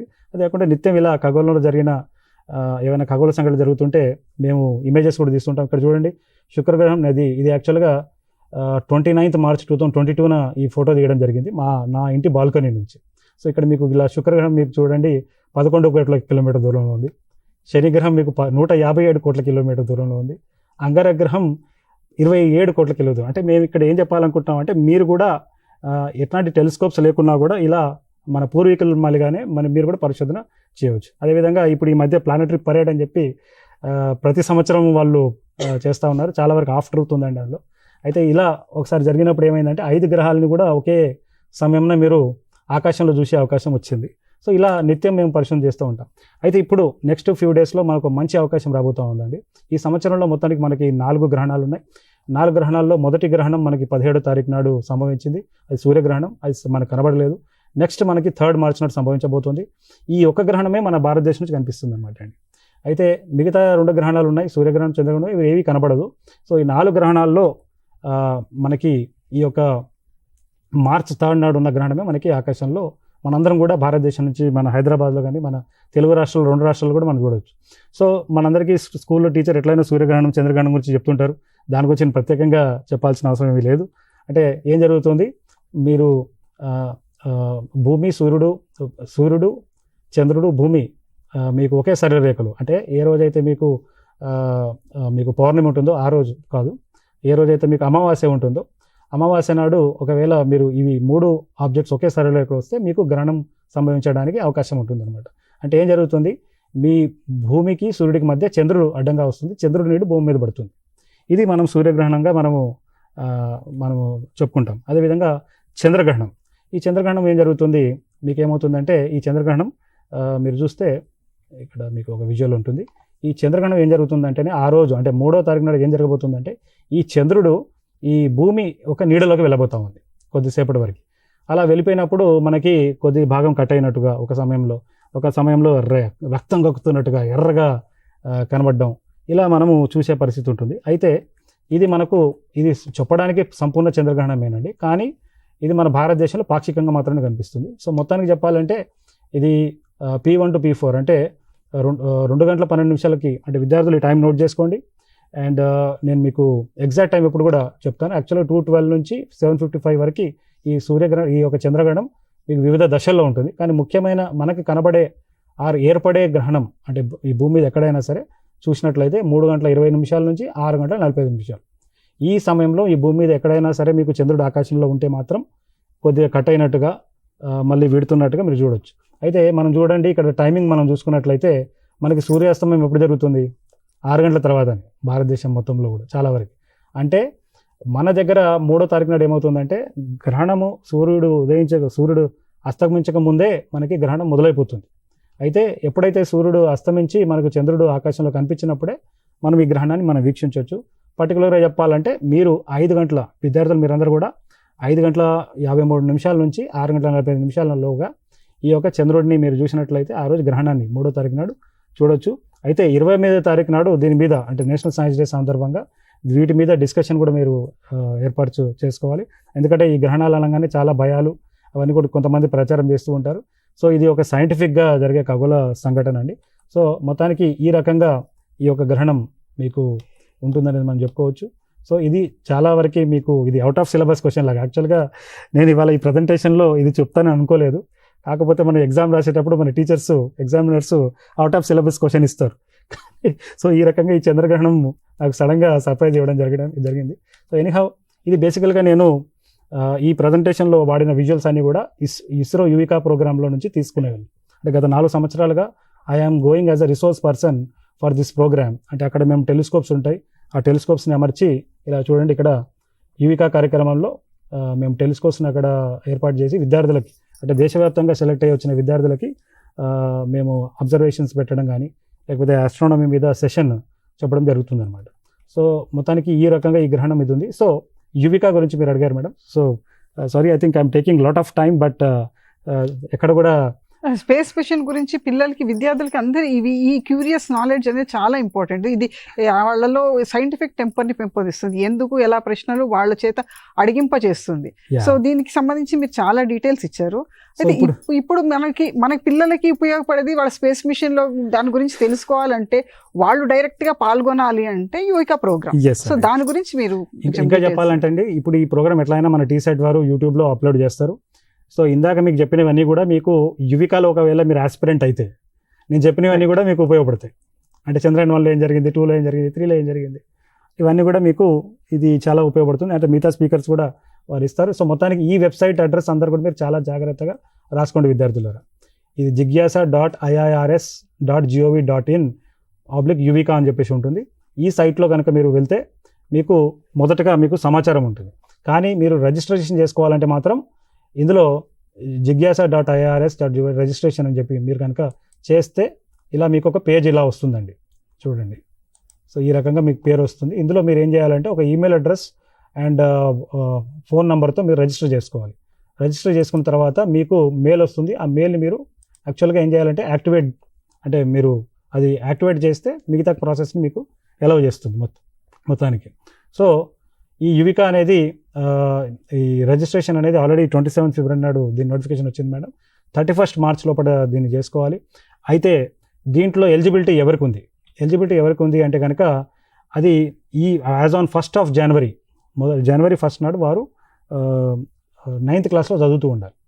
సో 9th క్లాస్లో చదువుకుంటున్న విద్యార్థులకి ఈ యొక్క అవకాశం ఉంటుంది.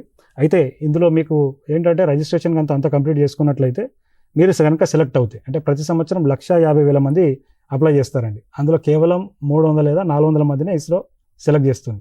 సో అలా గతంలో 2022లో కూడా ఈ సెలెక్ట్ అయిన విద్యార్థులు వీరంతా కూడా సో ఈ టీశాట్ వీళ్ళని ఎంకరేజ్ చేసి ఇక్కడ వాళ్ళ ప్రజెంటేషన్ వాళ్ళు ఏం నేర్చుకున్నారో మిగతా వారికి చెప్పే ఒక అవకాశాన్ని గతంలో టీశాట్ ఇవ్వడం జరిగింది 2022లో. సో ఈ రకంగా మిత్రులారా మీరు ఈ వెబ్సైట్ అడ్రస్ని చాలా జాగ్రత్తగా మీరు నోట్ చేసుకోండి. సో ఇక్కడ చూడండి క్లియర్ కట్గా student studying in class 9th as on 1 January are eligible to apply అని చెప్పేసి ఇచ్చున్నారు. సో అయితే ఇందులో వివిధ డేట్స్ కూడా ఉన్నాయి. సో మీరు ఈ ఒక వీడియోని మళ్ళీ ఒకసారి యూట్యూబ్ నుంచి యాక్సెస్ చేసుకొని ఈ సమాచారాన్ని అన్ని కూడా మీరు చేసుకోవచ్చు. మీరు ముఖ్యంగా గుర్తుపెట్టుకోవాల్సిన డేట్స్ ఏంటంటే ఈ ఒక ఫిబ్రవరి 27కి స్టార్ట్ అవుతుంది ఈ అప్లికేషన్ అనేది, 31 మార్చ్ ఉంటుంది. సో అసలు ఎలా సెలెక్ట్ చేస్తారు సార్? ఎలా సెలెక్ట్ చేస్తారు అంటే కనుక బేసికల్గా మీకు మొత్తం వెయిటేజ్ సిస్టమ్ ఉంటుందండి మేడం మార్క్స్ది.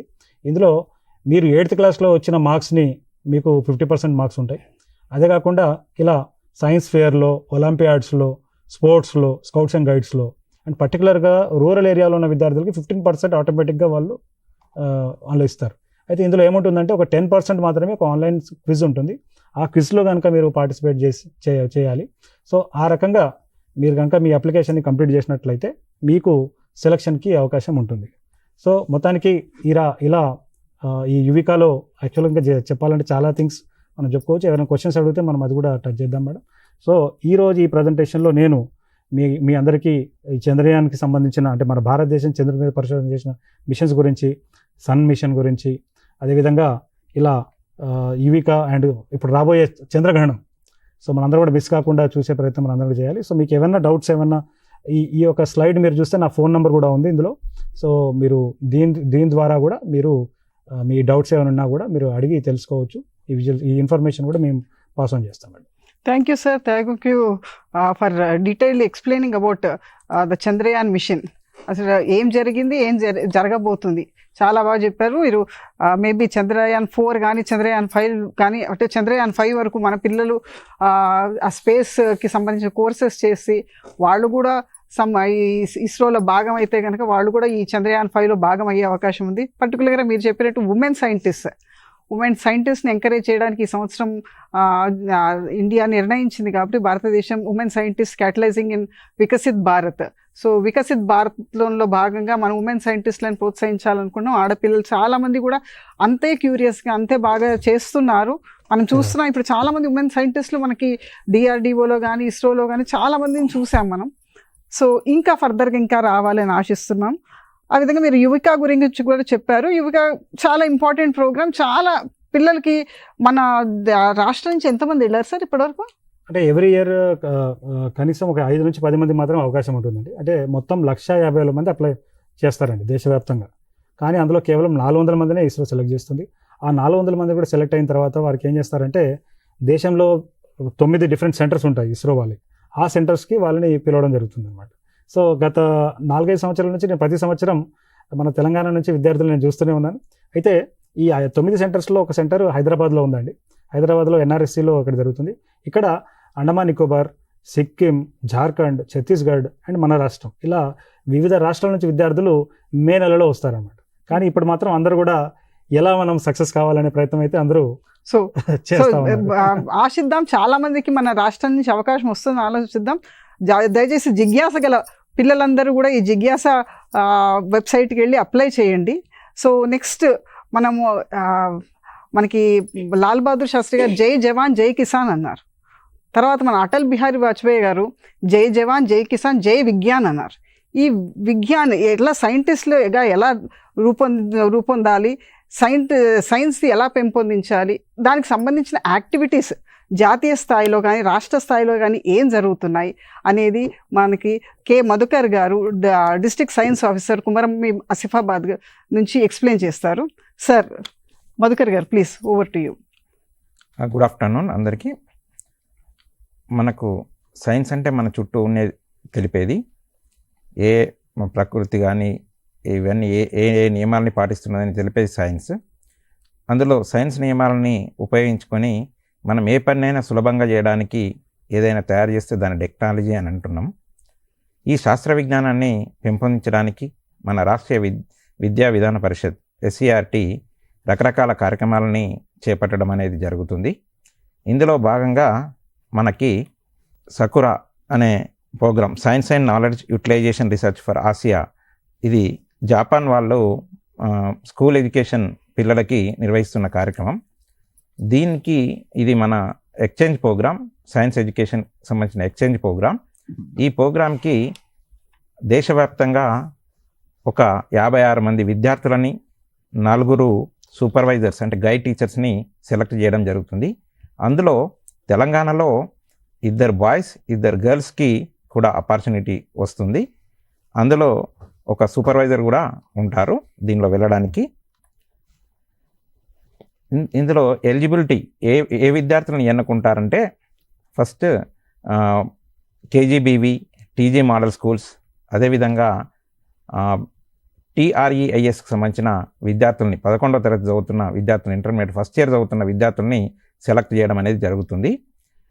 ఆ విద్యార్థులకి క్రైటీరియా ఏంటిది అంటే 10 CGPA అన్న సాధించాలి, లేదా అంటే స్కూల్ టాపర్స్ అయి ఉండాలి. కంపల్సరీ ఆ కండిషన్ తీసుకుంటారు ప్రతి స్కూల్ నుంచి. తర్వాత రెండవది కండిషన్ ఏంటిది అని అంటే వీళ్ళు NMMS ఎగ్జామ్ క్వాలిఫై అయ్యి ఉండాలి.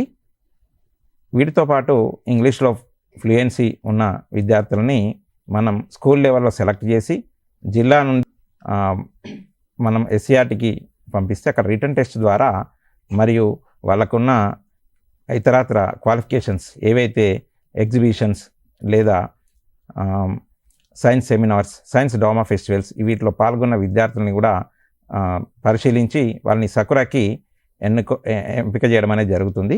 ఈ విద్యార్థులు జపాన్లో అక్కడ ఉన్న అభివృద్ధి చెందిన టెక్నాలజీని మరియు అక్కడ ఉన్న శాస్త్రవేత్తలతో ముఖాముఖి ద్వారా ఇంకా శాస్త్రీయమైన వైఖరిని పెంచుకోవడానికి ఉపయోగపడే ఒక ముఖ్య కార్యక్రమం మన ఎస్సీఆర్టీ నుంచి విద్యార్థులకు నిర్వహించబడుతున్న ఒక ముఖ్య కార్యక్రమం.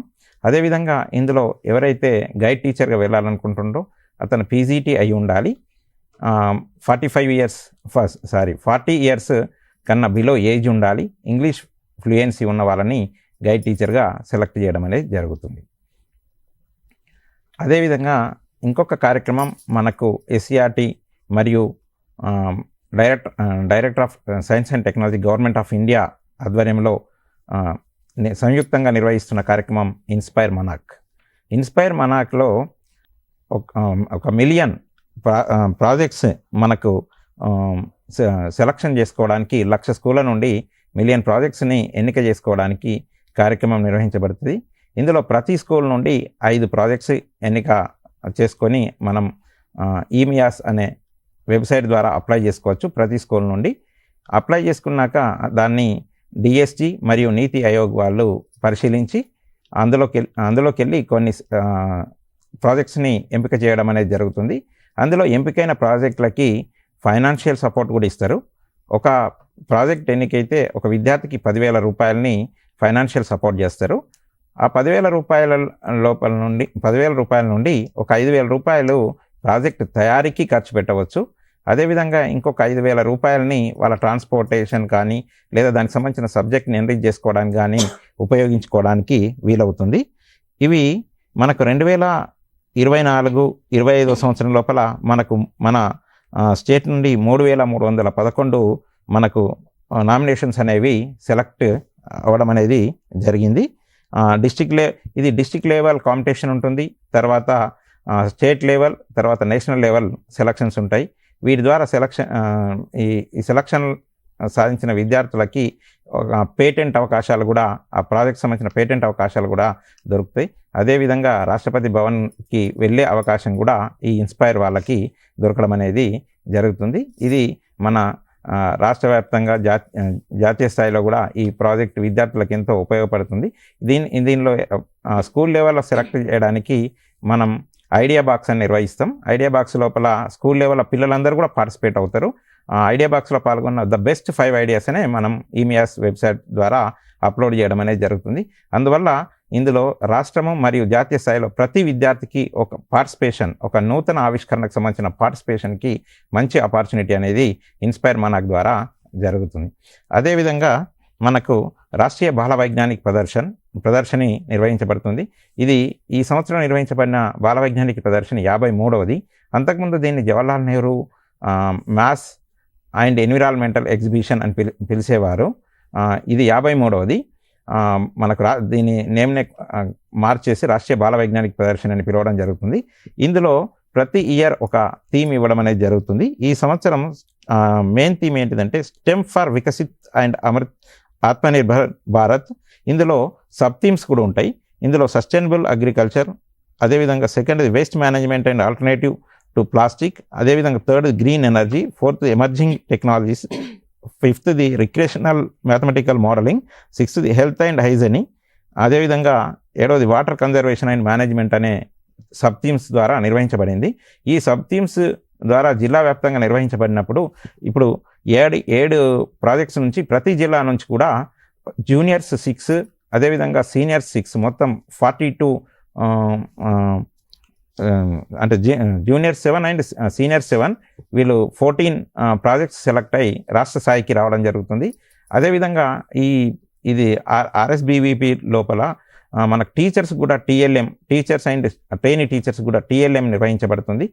అవి కూడా మనకు స్టేట్ లెవెల్ వరకు వస్తాయి. స్టేట్ లెవెల్ నుంచి మళ్ళీ సదరన్ ఇండియాకి సెలక్షన్ అవుతుంది.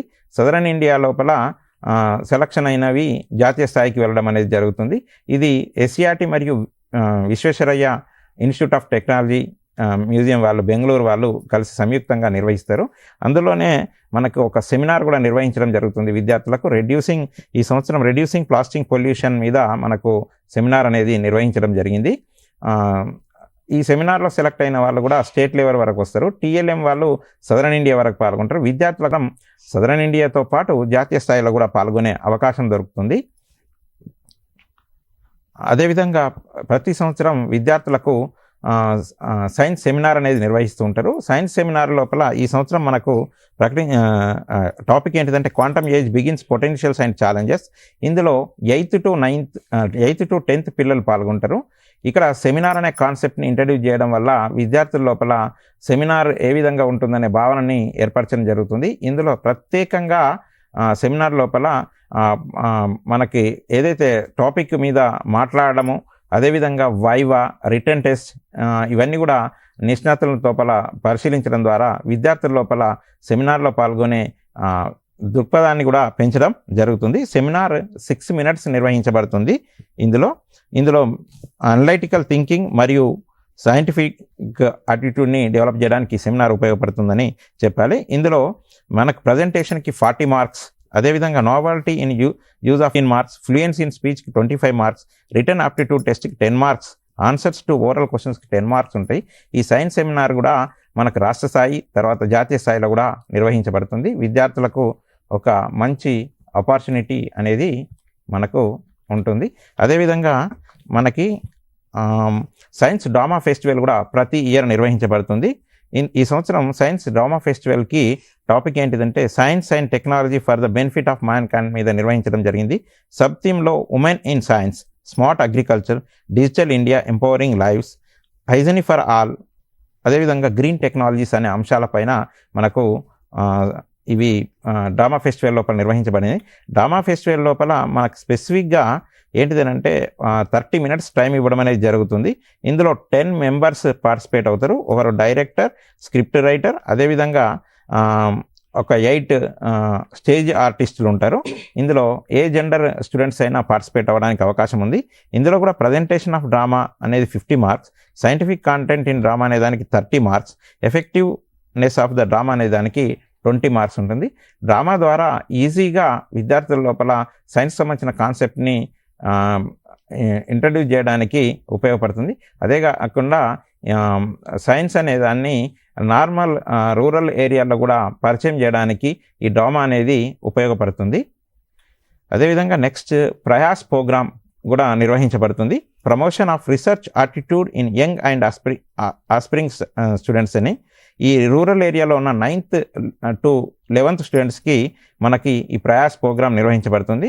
ఇందులో సింగిల్ స్టూడెంట్ పాల్గొనవచ్చు లేదా 2 స్టూడెంట్స్ పాల్గొనవచ్చు. వాళ్ళకు ఒక గైడ్ టీచర్ని కూడా తీసుకోవడం జరుగుతుంది. పీజీటీ లేదా టీజీటీ చేసిన గైడ్ టీచర్ని.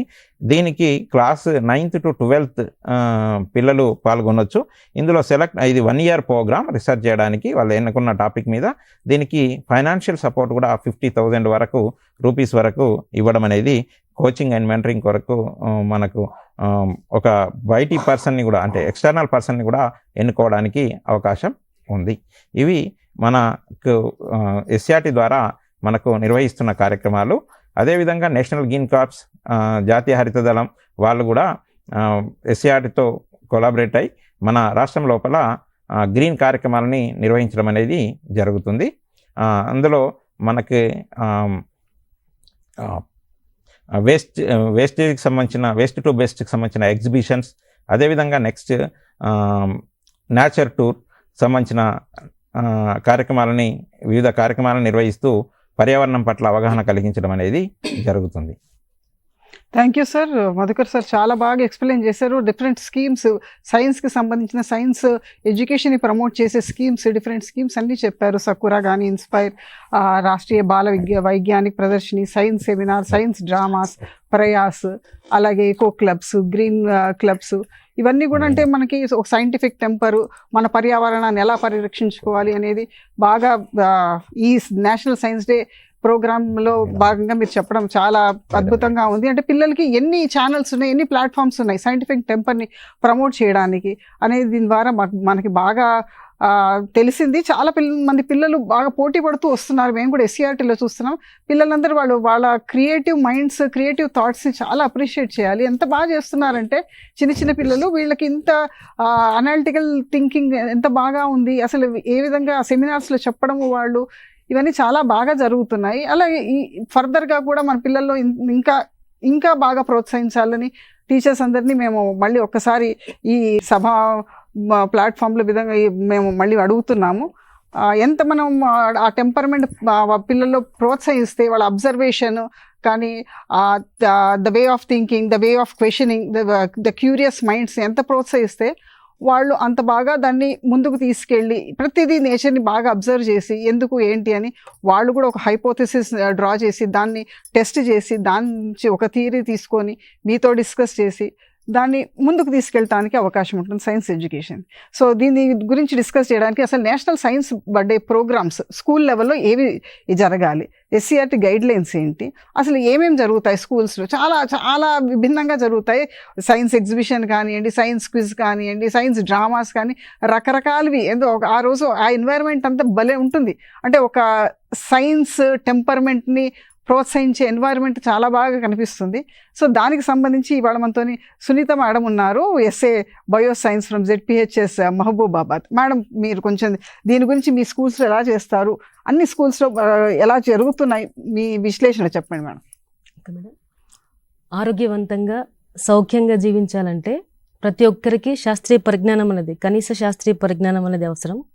శాస్త్రీయ ఆలోచనలతో కూడినటువంటి జీవన విధానాల వలన నైతిక విలువలు కూడా పెంపొందుతాయి. మనం సంతోషకరంగా సౌఖ్యంగా జీవిస్తూ జీవ వైవిధ్యాన్ని జీవింపజేయనిస్తాం.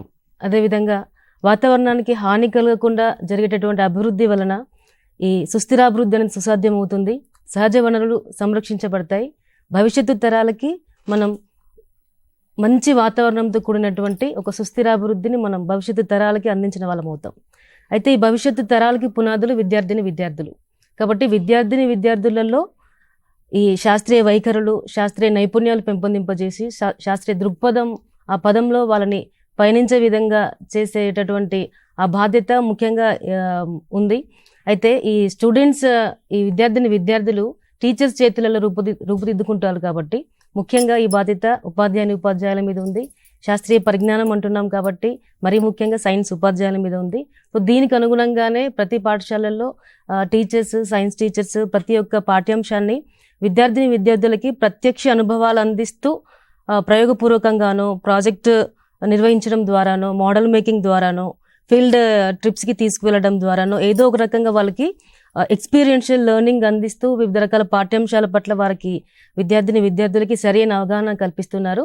సో ఈ ప్రయత్నాలలో భాగంగా అంటే విద్యార్థులలో ఈ శాస్త్రీయ నైపుణ్యాలని అందించి వారి ద్వారా సమాజానికి ఎంతో కొంత శాస్త్రీయ వైఖరుల్ని పెంపొందింప చేసే విధంగా చేసేటటువంటి ఈ ప్రయత్నాలలో భాగంగా ఈ సైన్స్ డేని కూడా ఈ టీచర్స్కి సైన్స్ డేని ఒక మంచి అవకాశంగా, మంచి వేదికగా మనం దాన్ని ఉపయోగించుకోవచ్చు.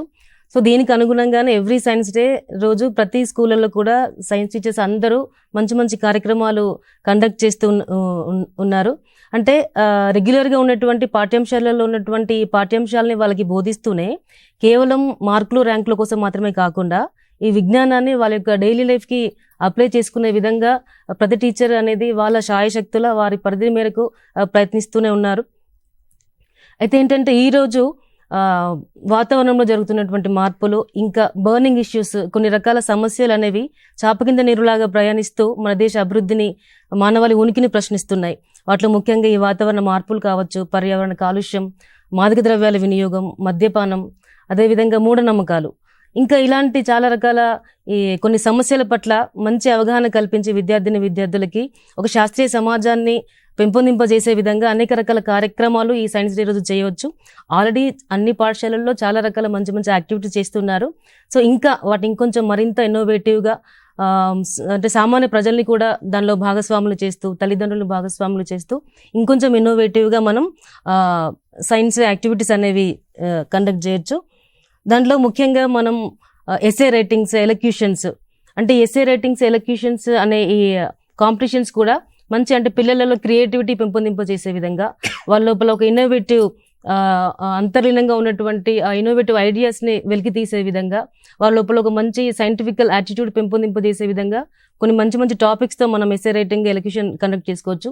అంటే importance of the science in daily life అని, లేదంటే నాకు నచ్చిన శాస్త్రవేత్త అని. ఎందుకంటే ఎంతోమంది శాస్త్రవేత్తలు ఎన్నో రకాల కష్ట నష్టాలు కోర్చి మనకి చాలా రకాల ఇన్వెన్షన్స్ మనకి అందించారు. కాబట్టి అటువంటి సైంటిస్ట్ని మనం గుర్తు చేసుకొని వాళ్ళ అడుగుజాడలలో నడిచి ఈ రోజు ఉన్నటువంటి స్టూడెంట్స్ మంచి శాస్త్రవేత్తలుగా ఎదగడం కోసం ఇటువంటి నాకు నచ్చిన శాస్త్రవేత్త అనేటటువంటి ఇంకా అనేక రకాల టీచర్స్కి చాలా మంచి మంచి ఐడియాస్ ఉంటాయి వీటి పట్ల. సో అటువంటి ఒక మంచి ఇన్నోవేటివ్ టాపిక్స్తోనే మనం ఈ కాంపిటీషన్స్ కండక్ట్ చేయొచ్చు.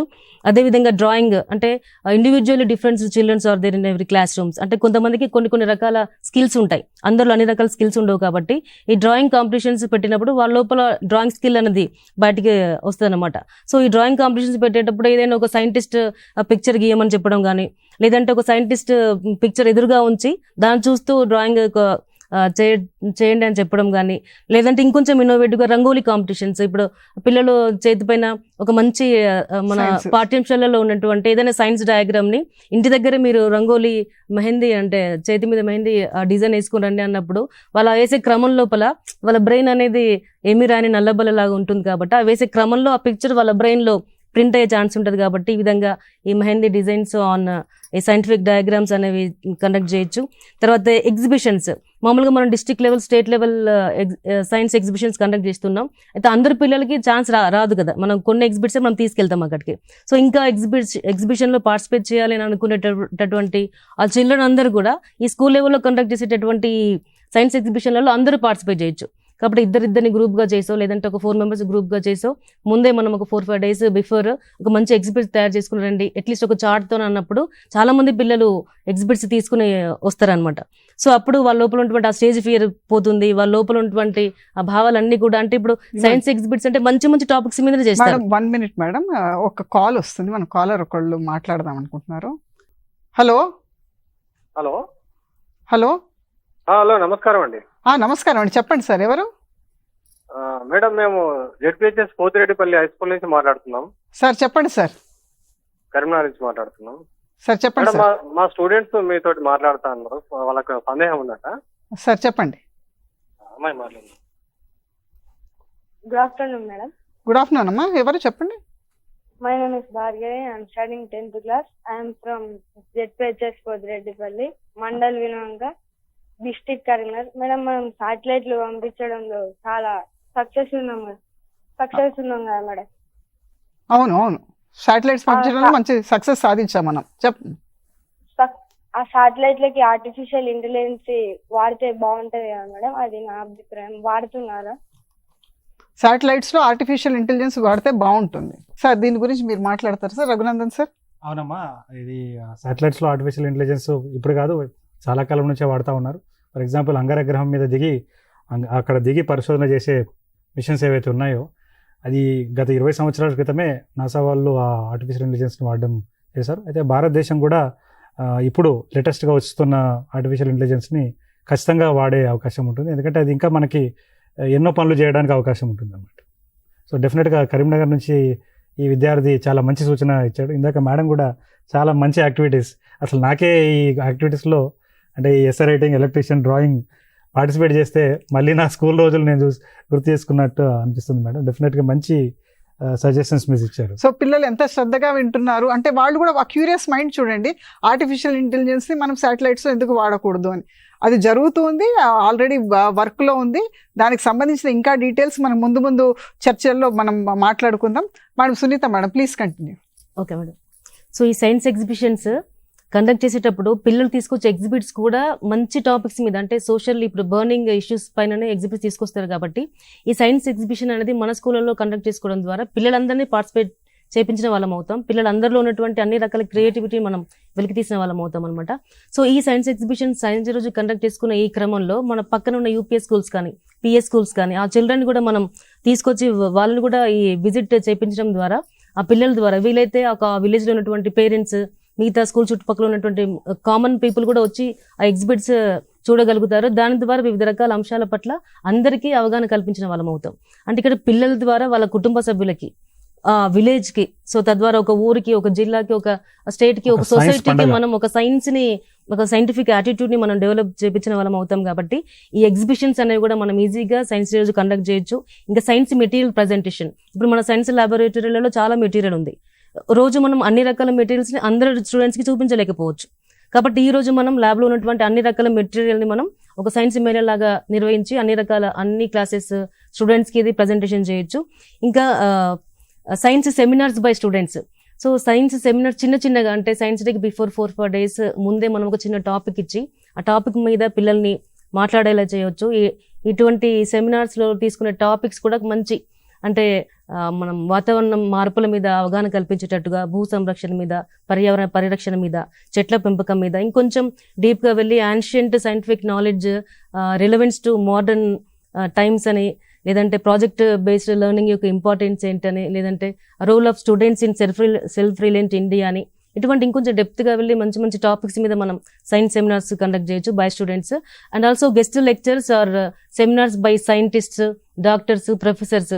అంటే మన చుట్టుపక్కల ఏమైనా సైంటిస్టులు ఉంటే, ఇప్పుడు మహబూబాబాద్ దగ్గర మలయాళ కృషి విజ్ఞాన కేంద్రం ఉంటుంది, అక్కడ ఉన్నటువంటి సైంటిస్ట్ని పిలిపించడము, లేదంటే ఒక మంచి డాక్టర్ని ఏదో ఒక టాపిక్ మీద మంచి గెస్ట్ లెక్చర్ ఇప్పించడము, లేదంటే ఒక ప్రొఫెసర్, ఒక లెక్చరర్ అట్లీస్ట్ వాళ్ళ చేత ఒక మంచి గెస్ట్ లెక్చర్ ఇప్పించినప్పుడు పిల్లలు వేరే వాళ్ళ ద్వారా విన్నప్పుడు ఇంకొంచెం డిఫరెంట్ గా వినగలుగుతారు. వాళ్ళ చేత ముఖాముఖి కూడా ఏమైనా క్వశ్చన్స్ వాళ్ళ చేత అడిగించడం, వాళ్ళ ద్వారా వాళ్ళ యొక్క ప్రాబ్లమ్స్ క్లారిఫికేషన్ చేయించడం, డౌట్స్ కి అలా చేయించవచ్చు. ఇంకా సైన్స్ క్విజ్ కాంపిటీషన్స్ మనం కండక్ట్ చేయొచ్చు. ఇందులో rapid rounds, audio visual rounds, practical rounds. అంటే ఆడియో విజువల్లో ఒక పిక్చర్, ఒక సైంటిస్ట్ ఆర్ ఏదైనా ఒక డయాగ్రామ్, ఒక ఎక్స్పెరిమెంట్ చూపించి వాట్ ఇస్ దిస్ ఇండికేట్స్ అని అడిగినప్పుడు వాళ్ళు ఈజీగా అది గ్రాస్ప్ చేయగలుగుతారు. ఇంకా ప్రాక్టికల్ రౌండ్లో ఒక చిన్న ప్రాక్టికల్ చేపిస్తూ ఆ ప్రాక్టికల్ చేసేటటువంటి అంశాలలో ఏదో ఒక టాపిక్ ఒక అంశాన్ని మనం కండక్ట్ చేయొచ్చు అనమాట. ఈ విధంగా సైన్స్ క్విజ్ని కూడా మనం కలర్ఫుల్ గా కండక్ట్ చేసి గ్రూప్ వైజ్ గా చేసినప్పుడు వాళ్ళ లోపల ఒక కాన్ఫిడెన్స్ లెవెల్స్ పెరుగుతాయి, తర్వాత ఏమంటారు కమ్యూనికేటివ్ స్కిల్స్ పెరుగుతాయి, ఒక గ్రూప్ లో ఉన్నటువంటి ఆ కోఆర్డినేషన్ అనేది పెరుగుతుంది. నెక్స్ట్ పోస్టర్ మేకింగ్, మంచి అంశాలను తీసుకొని ఎర్త్ రిస్టోరేషన్ మెథడ్స్ అని, వాటర్ని ఎలా కన్సర్వ్ చేసుకోవాలని, ఇటువంటి వాటి మీద పోస్టర్ మేకింగ్ కూడా కండక్ట్ చేయొచ్చు. అండ్ కల్చరల్ యాక్టివిటీస్, ఇందాక అన్నాం there are individual different children in every class room అని. సో కొంతమందికి కొన్ని రకాల యాక్టివిటీస్ ద్వారా ఈజీగా అర్థమవుతుంది వాళ్ళకి. ఇంకా కల్చరల్ యాక్టివిటీస్ అంటే కొంచెం కలర్ఫుల్ గా ఉంటాయి కాబట్టి కొంతమంది పిల్లల లోపల కల్చరల్ యాటిట్యూడ్ ఉంటుంది కాబట్టి స్కిట్స్, సాంగ్స్ ఆర్ డాన్సెస్, అంటే సైన్స్ సాంగ్స్ లేదా ఇంపార్టెన్స్ ఆఫ్ ప్లాంట్స్ అని, లేదా వాటి మీద డాన్స్ పర్ఫార్మెన్సెస్ కానీ, స్కిట్స్ కానీ. మెయిన్గా స్కిట్స్ అంటే ఏంటంటే వాళ్ళకి లైవ్గా మనం చూపించిన వాళ్ళం అవుతాం అనమాట. అంటే స్కిట్స్ అంటే ఇప్పుడు స్మార్ట్ ఫోన్ నెగిటివ్ ఎఫెక్ట్స్ అని, లేదంటే ప్లాస్టిక్ నెగిటివ్ ఎఫెక్ట్స్ అని, what are the negative effects of superstitions అనే వాటి మీద లైవ్గా మనం ఎగ్జాంపుల్ ఇవ్వచ్చు. సో దీని ద్వారా ఏంటంటే వాళ్ళు లైవ్గా అసలు ఏం జరుగుతుంది అక్కడ, అంటే పిల్లల్లో కూడా చాలా రకాల క్రియేటివ్ థింకింగ్ ఉంటుంది. వాళ్ళందరూ కూడా మంచి కొంచెం డైరెక్షన్ అందిస్తే వాళ్ళు చాలా రకాల మంచి రోల్స్ ని ప్లే చేయగలుగుతారు అనమాట. సో ఈ విధంగా ఈ స్కిట్స్ ప్లే చేస్తున్న క్రమంలో విలేజెస్ ని కూడా మనం పేరెంట్స్ కూడా మనం భాగస్వాములు చేయొచ్చు. తద్వారా ఈ మంచి అంటే అంశాల మీద ఏవైతే ప్రస్తుత సమాజంలో ఉన్నటువంటి కొన్ని రకాల సమస్యలు ఉన్నాయో వాటన్నింటి పట్ల మనం మంచి అవగాహన కల్పించవచ్చు. ఇంకా మోన్ యాక్షన్స్ ఆఫ్ సైంటిస్ట్స్, అంటే మోన్ యాక్షన్ అనగానే మనం సైంటిస్ట్ గురించి మనం అనుకోము, సాధారణంగా వేరే మోన్ యాక్షన్స్ మనం ఉంటాయన్నమాట. అలా కాకుండా శాస్త్రవేత్తల mono actions. So I'm CV Raman, I'm Linnaeus, I'm Aristotle, ఇలా అరిస్టాటిల్ వేషంలో వచ్చి ఒక వేషధారణలో, ఒక సైంటిస్ట్ వేషధారణలో వచ్చి అతను చేసినటువంటి సేవలు ఏంటి అని వాళ్ళు మోన్ యాక్షన్స్ చేయించడం ద్వారా. నెక్స్ట్ మ్యాజిక్ షోస్, కొన్ని ట్రిక్స్ ప్లే చేయడం. అంటే ఇప్పుడు మనం సూపర్ స్టిషన్స్ నమ్మే క్రమంలో అందరూ చదువుకున్న వాళ్ళు, విద్యావంతులు, అసలు ఏ హోదాలో ఉన్నారని కూడా కాకుండా ప్రతి ఒక్కరు మూఢనమ్మకాలు ఇంకా అక్కడక్కడ మనం చూస్తున్నాం. సో ఈ భూత వైద్యులు కానీ. ఇంకొక ఫోన్ కాల్ తీసుకుందాం మేడం. హలో హలో చెప్పండి, ఎవరు? సార్ టీచర్, మేము సైన్స్ స్క్వేర్ లో హీటర్ ప్రయత్నంలో ఉన్నాం. అది దాని ప్రాసెస్ కొంచెం చెప్పగలరా? సైన్స్ ఫేర్ లో సైన్స్ స్క్వేర్ లో మేము హీటర్ తయారు చేయాలని అనుకుంటున్నాం మేడం. అది క్లియర్ గా లేదండి, ఏం తయారు చేయాలనుకుంటున్నారు? హీటర్, అది నీళ్ళు హీట్ చేసే హీటర్ డయోడ్, హీటర్ తయారు చేయాలనుకుంటున్నారు. మా క్లాస్ మొత్తం అనుకుంటున్నాం మేడం. అయితే అడుగుతున్నాం. మీరు స్టూడెంటా టీచరా? స్టూడెంటే సార్. అసలు హీటర్ ఎందుకు తయారు చేయాలనుకుంటున్నారు? ఇప్పుడు ఆల్రెడీ హీటర్స్ ఉన్నాయి కదా, అంటే మీరు దానికి భిన్నంగా ఏమైనా మోడర్న్ హీటర్ ని తయారు చేయాలనుకుంటున్నారా? అవును సార్, మేము ఆల్రెడీ ఉన్నది, అంటే దాని వల్ల బాడీ పెయిన్స్ వస్తున్నాయి, ప్లస్ మోకాళ్ళ నొప్పిలు, కీళ్ళ అది అది అని అంటున్నారు సార్ ఇంట్లో ఎలక్ట్రికల్ ద్వారా. హీటర్ వల్ల అంటే నేను అనుకున్నది ఏంటంటే, హీటర్ వల్ల అది కాళ్ళ నొప్పిలు అది ఉంటది కదా సార్, పెయిన్స్ వస్తున్నాయంట sir, body pain. Heater sir నీళ్లు వేడి చేస్తారు కదా సార్, హీటర్ నీళ్ళు వేడి చేసేటప్పుడు, స్నానం చేసేటప్పుడు కాళ్ళు చేతులు అట్లా బాడీ పెయిన్స్ వస్తున్నాయంట సార్ బాగా. అయితే మీరు మరి దానికి ఆల్టర్నేటివ్గా ఎటువంటి హీటర్ని తయారు చేయాలనుకుంటున్నారు? మేమైతే ఇన్స్టెంట్ కరెంట్ ద్వారా చేద్దాం అనుకుంటున్నాం సార్. అంటే అది ఏం current? Instant current. Electric heaters వాడినప్పుడు గ్యాస్ హీటర్స్ ఉంటాయి, వాటి గురించి ఆలోచించండి, వాటి మీద దృష్టి పెట్టండి. గ్యాస్ హీటర్స్తో మీకు అట్లాంటి ప్రాబ్లమ్స్ రావు. సో గ్యాస్ సిలిండర్తో వర్క్ చేసే అలాంటి హీటర్స్ చాలా ఉన్నాయి. మరి ఇంకా విభిన్నంగా మీరు ఏం తయారు చేయాలనుకుంటున్నారో కొంచెం క్లియర్గా చెప్తే దాని గురించి మేము ఇన్పుట్స్ ఇవ్వచ్చు. మొత్తానికి ఒక విద్యార్థి మాత్రం ఈ రోజు ఈ ఎగ్జామ్ చూసిన తర్వాత నేను ఒకటి ఇన్స్పైర్ అయిపోయి నేను ఒక ఇన్వెన్షన్ అంటే ఇంకా క్లారిటీ రావట్లేదు, బట్ డెఫినెట్ గా ఐ థింక్ సార్ మీరు ఇచ్చిన ప్రజెంటేషన్ లో ఆ అడుగు వేసాడు అబ్బాయి. సో ఇంకా విభిన్నంగా ఆలోచించవచ్చు. మీరు అన్నట్టు ఆ నొప్పులు పోవడాలంటే ఏం చేయాలి, అసలు నొప్పులు ఎందుకు వస్తున్నాయి. సో ఈ క్వశ్చనింగ్ అనేది మీకు స్టార్ట్ అయితే దాని నుంచి మీరు కరెక్ట్గా రాసుకుంటే పాయింట్స్ మీ టీచర్స్తో చర్చించి అన్ని మీ దానికి సంబంధించిన లిటరేచర్ చదివితే మీకే ఒక క్లారిటీ వస్తుంది. మీకు ఏం కావాలి, ఏం చేయాలనుకుంటున్నారు, మీకే ఒక క్లారిటీ వస్తుంది. So over to you madam once again. Okay madam, చిన్న చిన్న సైన్స్ ట్రిక్స్ మనం ప్లే చేసి చూపించవచ్చు. సపోజ్ నిమ్మకాయని కట్ చేసినప్పుడు బ్లడ్ వస్తుంది అని చెప్పి మనం చాలా బయట సామాన్య ప్రజలు మోసపోతున్నారు.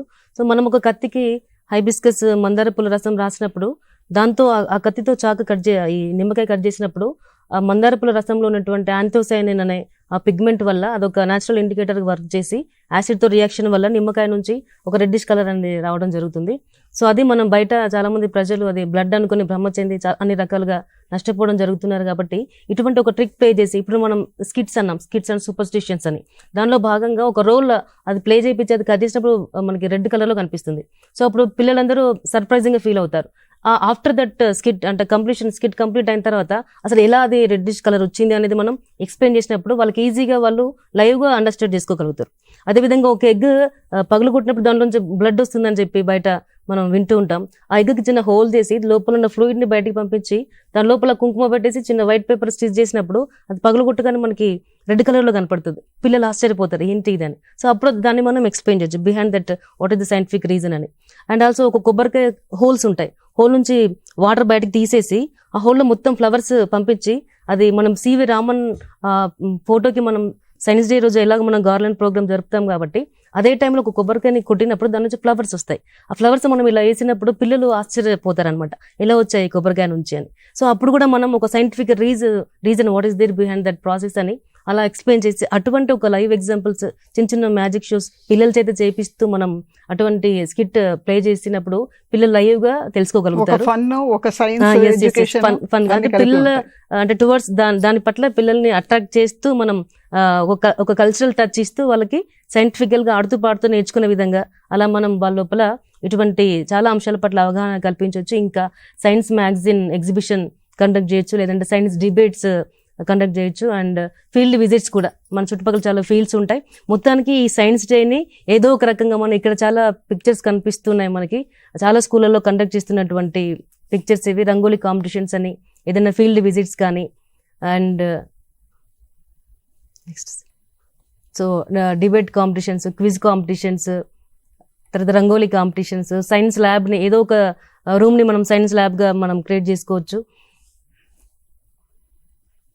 సో ఇది ఒక డర్త్ అని ఇక్కడ గోధుమ పిండితో మనం అంటే మట్టితో కానీ గోధుమ పిండితో కానీ మోడల్ మేకింగ్ చేయొచ్చు.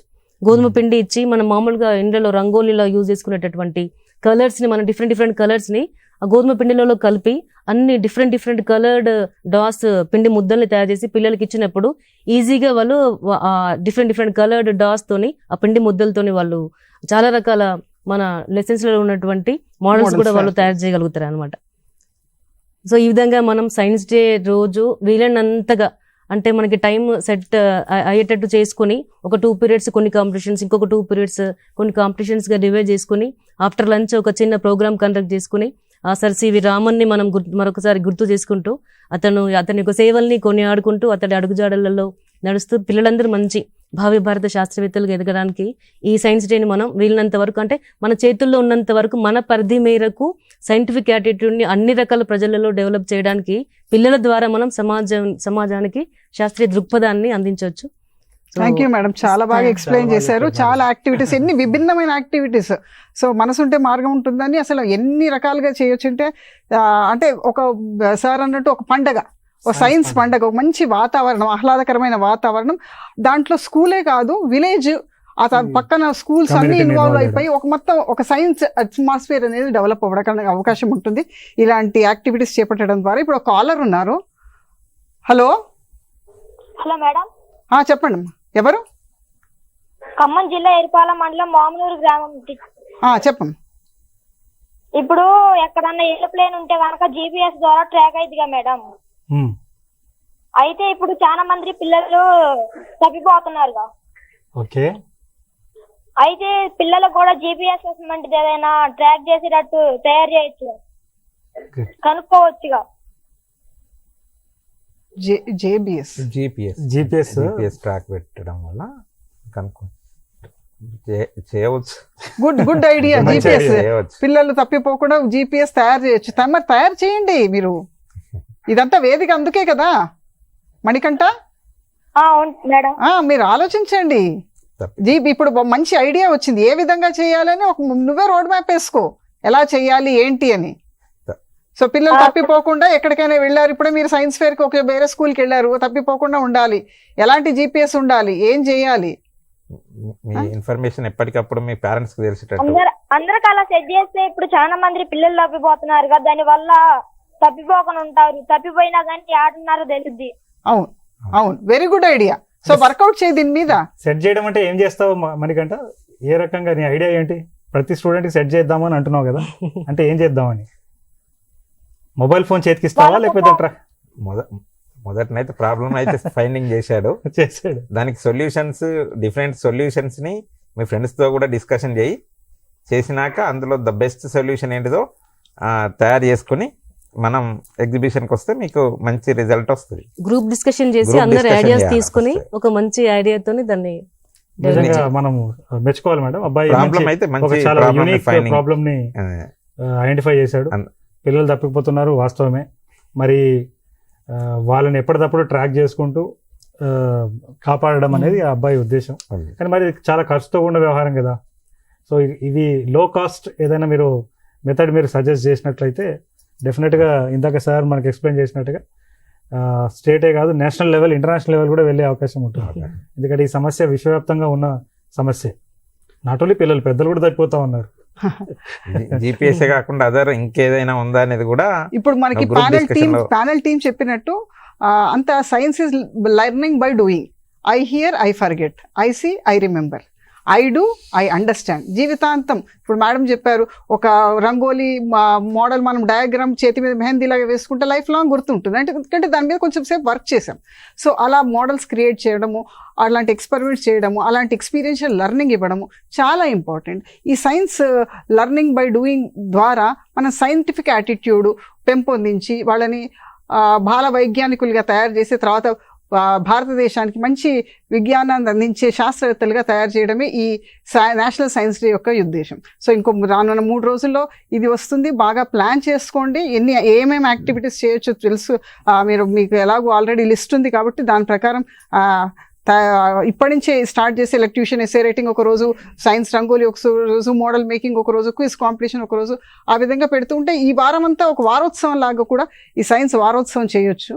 సో దాని ద్వారా పిల్లల్లో ఒక్కొక్కరికి ఒక్కొక్క ఇంట్రెస్ట్ ఉంటుంది. సైన్స్లో కూడా ఇలాంటి ఐడియాస్ ఇప్పుడు మన కాలర్స్ చాలామంది చెప్పారు, అలాంటి ఐడియాస్ని అక్కడ ప్లాట్ఫామ్ మీద ప్రదర్శించవచ్చు.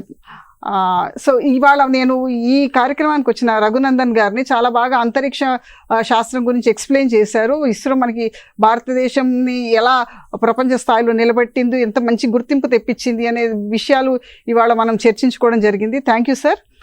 అలాగే మధుకర్ గారు అసలు రాష్ట్రంలో దేశవ్యాప్తంగా ఎలాంటి సైన్స్ యాక్టివిటీస్ జరుగుతున్నాయి, పిల్లలలో ఉన్న సైంటిఫిక్ యాటిట్యూడ్ని ప్రోత్సహించడానికి అని చెప్పారు. Thank you Madhukar sir.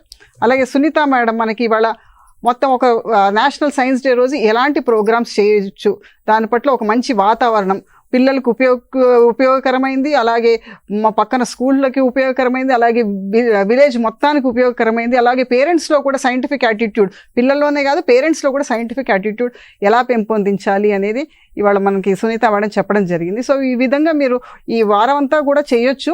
Scientific national science week అని పెట్టుకొని చేయొచ్చు. సో మనకి ప్రధానమంత్రి గారు 2 ఏఐ గురించి ఇందాక ఒక స్టూడెంట్ మాట్లాడాడు కాబట్టి 2 ఏఐలు ఉన్నాయి ఇండియాకి. లాభం ఏంటంటే దెర్ ఆర్ 2 ఏఐస్ అని చెప్పారు. What are those? ఒకటేమో ఆర్టిఫిషియల్ ఇంటెలిజెన్స్, ఇంకోటేమో aspirational India. So aspirational India మనకి యువత చాలా బాగా ఉంది. ఈ యువత మనకి ఆస్పిరేషన్, మంచి ఆస్పిరేషన్తో ఉన్నారు. సో ఈ ఆస్పిరేషనల్ ఇండియా ఏఐతో జతపరిస్తే మనకి డబల్ ఏఐ అవుతుంది, మన దేశం ముందుకు వెళ్తుంది. సో ఇంకొక కాల్ వస్తుందండి, కాల్ తీసుకుందాము. హలో. హలో, నమస్తే మేడం. నమస్కారం సార్. నేను జనగాం జిల్లా నుంచి మాట్లాడుతున్నాను సార్. చెప్పండి సార్. మనం రోజు రోజుకి సైన్స్ చాలా డెవలప్ అవుతుంది కదా మేడం సార్. అయితే మన పనిలో ప్రతి పనికి మనం ఏఐని వాడుకుంటున్నాం కదా సార్. దీనివల్ల భవిష్యత్తులో మన మానవాళికి ఏమైనా ప్రమాదం పొందుతుందా? సార్ ఇది పెద్ద క్వశ్చన్. ఆన్సర్ చేయడానికి ఇప్పుడే బేబీ స్టెప్స్లో ఉంది ఏఐ. సో ఖచ్చితంగా మానవ మేధస్సు లేకుండా ఈ ఆర్టిఫిషియల్ ఇంటెలిజెన్స్ అనేది ఏమీ చేయలేదు. సో మానవ మేధస్సు ఎప్పటికప్పుడు ఇంప్రూవ్ అవుతూనే ఉంది. ఇది బేసిక్. దీని తర్వాతే ఆర్టిఫిషియల్ ఇంటెలిజెన్స్. సో మీరన్న ప్రశ్నకి ఆర్టిఫిషియల్ ఇంటెలిజెన్స్ టేక్ ఓవర్ చేస్తుందా, ప్రమాదకరంగా మారబోతుందా అనేది ఇంకా చాలా మనం ఫస్ట్ బేసిక్ స్థాయిలో ఉన్నాం కాబట్టి కొంత సమయం పడుతుంది చెప్పడానికి. అయితే ఇప్పటికే విశ్లేషకులు చాలా అంశాలు ముందు తీసుకొస్తున్నారండి. అంటే బ్రెయిన్ ఫోగ్ అయిపోవడం, అంటే ఆలోచించడానికి. ఫర్ ఎగ్జాంపుల్ ఒకప్పుడు మనకి ఫోన్లో 10 నంబర్లన్నా గుర్తుండేవి. ఇప్పుడు ఒక నంబర్ కూడా సరిగ్గా మనకి మన ఇంట్లో వాళ్ళ నంబర్స్ కూడా మనకు గుర్తుండే. అంటే ఇప్పుడు మంది కాగ్నిషన్ అంటే కూడా అప్లికేషన్ గురించి బాగా వెళ్తుంది కాబట్టి దీన్ని ఏ విధంగా ముందుకు తీసుకెళ్ళాలి అంటే మనకి మెమరీ బేస్డ్ కాకుండా ఇంకా ముందు అప్లికేషన్ క్యాలిక్యులేషన్స్ కూడా ముందు పేపర్ మీద వేసుకునే వాళ్ళం, లేదంటే నెంబర్ వేసుకుని చేసేవాళ్ళం. అన్నిటికీ మనం ఈ ఫోన్ ఒక ఇంటెలిజెన్స్ మీద ఆధారపడతా ఉన్నాం మేడం. సో డెఫినెట్గా ఇది కొద్దిగా తగ్గించుకొని, అంటే ఆర్టిఫిషియల్ ఎట్లయినా మనకు యూటిలైజ్ చేసుకోవాలి. ఈ నెగటివ్ ఆస్పెక్ట్స్ మీద ఇప్పటిదాకా వస్తున్న పరిశోధనలు కూడా పరిగణలోకి తీసుకుంటే డెఫినెట్గా మంచి జరుగుతుంది. Yes sir. Thank you all the participants. బాగా మీరు మంచి కాల్స్తో మంచి అంటే ఒక చేసే ప్రశ్నలు అడిగారు. సో ఈ ప్లాట్ఫామ్ అందరికీ ఇలాంటి ఆలోచన కలిగిస్తుంది. ఏఐ గురించి కానీ, హీటర్ గురించి అడిగిన ప్రశ్నలు కానీ, GPS గురించి అడిగిన ప్రశ్నలు కానీ ఒక వేదిక ఇది. సో ఒక సజెషన్ కూడా నేను ఇవ్వాలనుకుంటున్నాను. ఇప్పుడు ఇవాళ ఈ ప్రోగ్రామ్ అంతా కూడా టీసెట్ ఛానల్లో ఉంటుందండి. సో ఇప్పుడు ఎవరైనా చూసిన వాళ్ళు మీరు మిగతా వారికి ఈ లింక్స్ని మీరు ఫార్వర్డ్ చేయండి, ఎందుకంటే చాలా ముఖ్యమైన సమాచారం ఇందులో ఇవ్వడం జరిగింది. అదే కాకుండా డిస్ట్రిక్ట్ సైన్స్ ఆఫీసర్స్ అంటే మన మధుకర్ గారు ఒకటి మాస్టర్ మైండ్ అని ఒక కార్యక్రమం ఉంటుందండి. అందులో మేము చాలాసార్లు అంటే పొద్దున్న 4:30 నుంచి 6 గంటల వరకు ఉంటుంది. చాలాసార్లు మేము డైరెక్ట్గా అంటే నేను ప్లానెట్స్ని అబ్జర్వ్ చేసినప్పుడు నా ఫోన్ ద్వారానే ప్లానెట్ చూసి ఎక్స్ప్లెయిన్ చేయడం కానీ, లేదా ఇట్లాంటి ఎన్నో విషయాలు మేము తరచూ చేస్తూ ఉంటాం. సో డిస్ట్రిక్ట్ సైన్స్ ఆఫీసర్స్ మీరు మధుకర్ గారిని కాంటాక్ట్ చేస్తే ప్లానెటరీ సొసైటీ ఇండియా యాక్టివిటీస్ని మీరు వారి ద్వారా కూడా అందుబాటులో తీసుకోవచ్చండి. అదే కాకుండా యువికా కోసం ఏ సమాచారం కావాలన్నా ఇందాక మీకు నంబర్స్ మేము ఇచ్చాం. సో మీకు ఏ హెల్ప్ కావాలన్నా కూడా we'll definitely provide you through WhatsApp. Thank you sir. Thank you for the support for the students of Telangana. Thank you. మంచి ప్రోగ్రామ్ ఇది. నేషనల్ సైన్స్ డే బాగా సెలబ్రేట్ చేసుకోండి. మళ్ళీ ఒక్కసారి జై జవాన్, జై కిసాన్, జై విజ్ఞాన్. Thank you.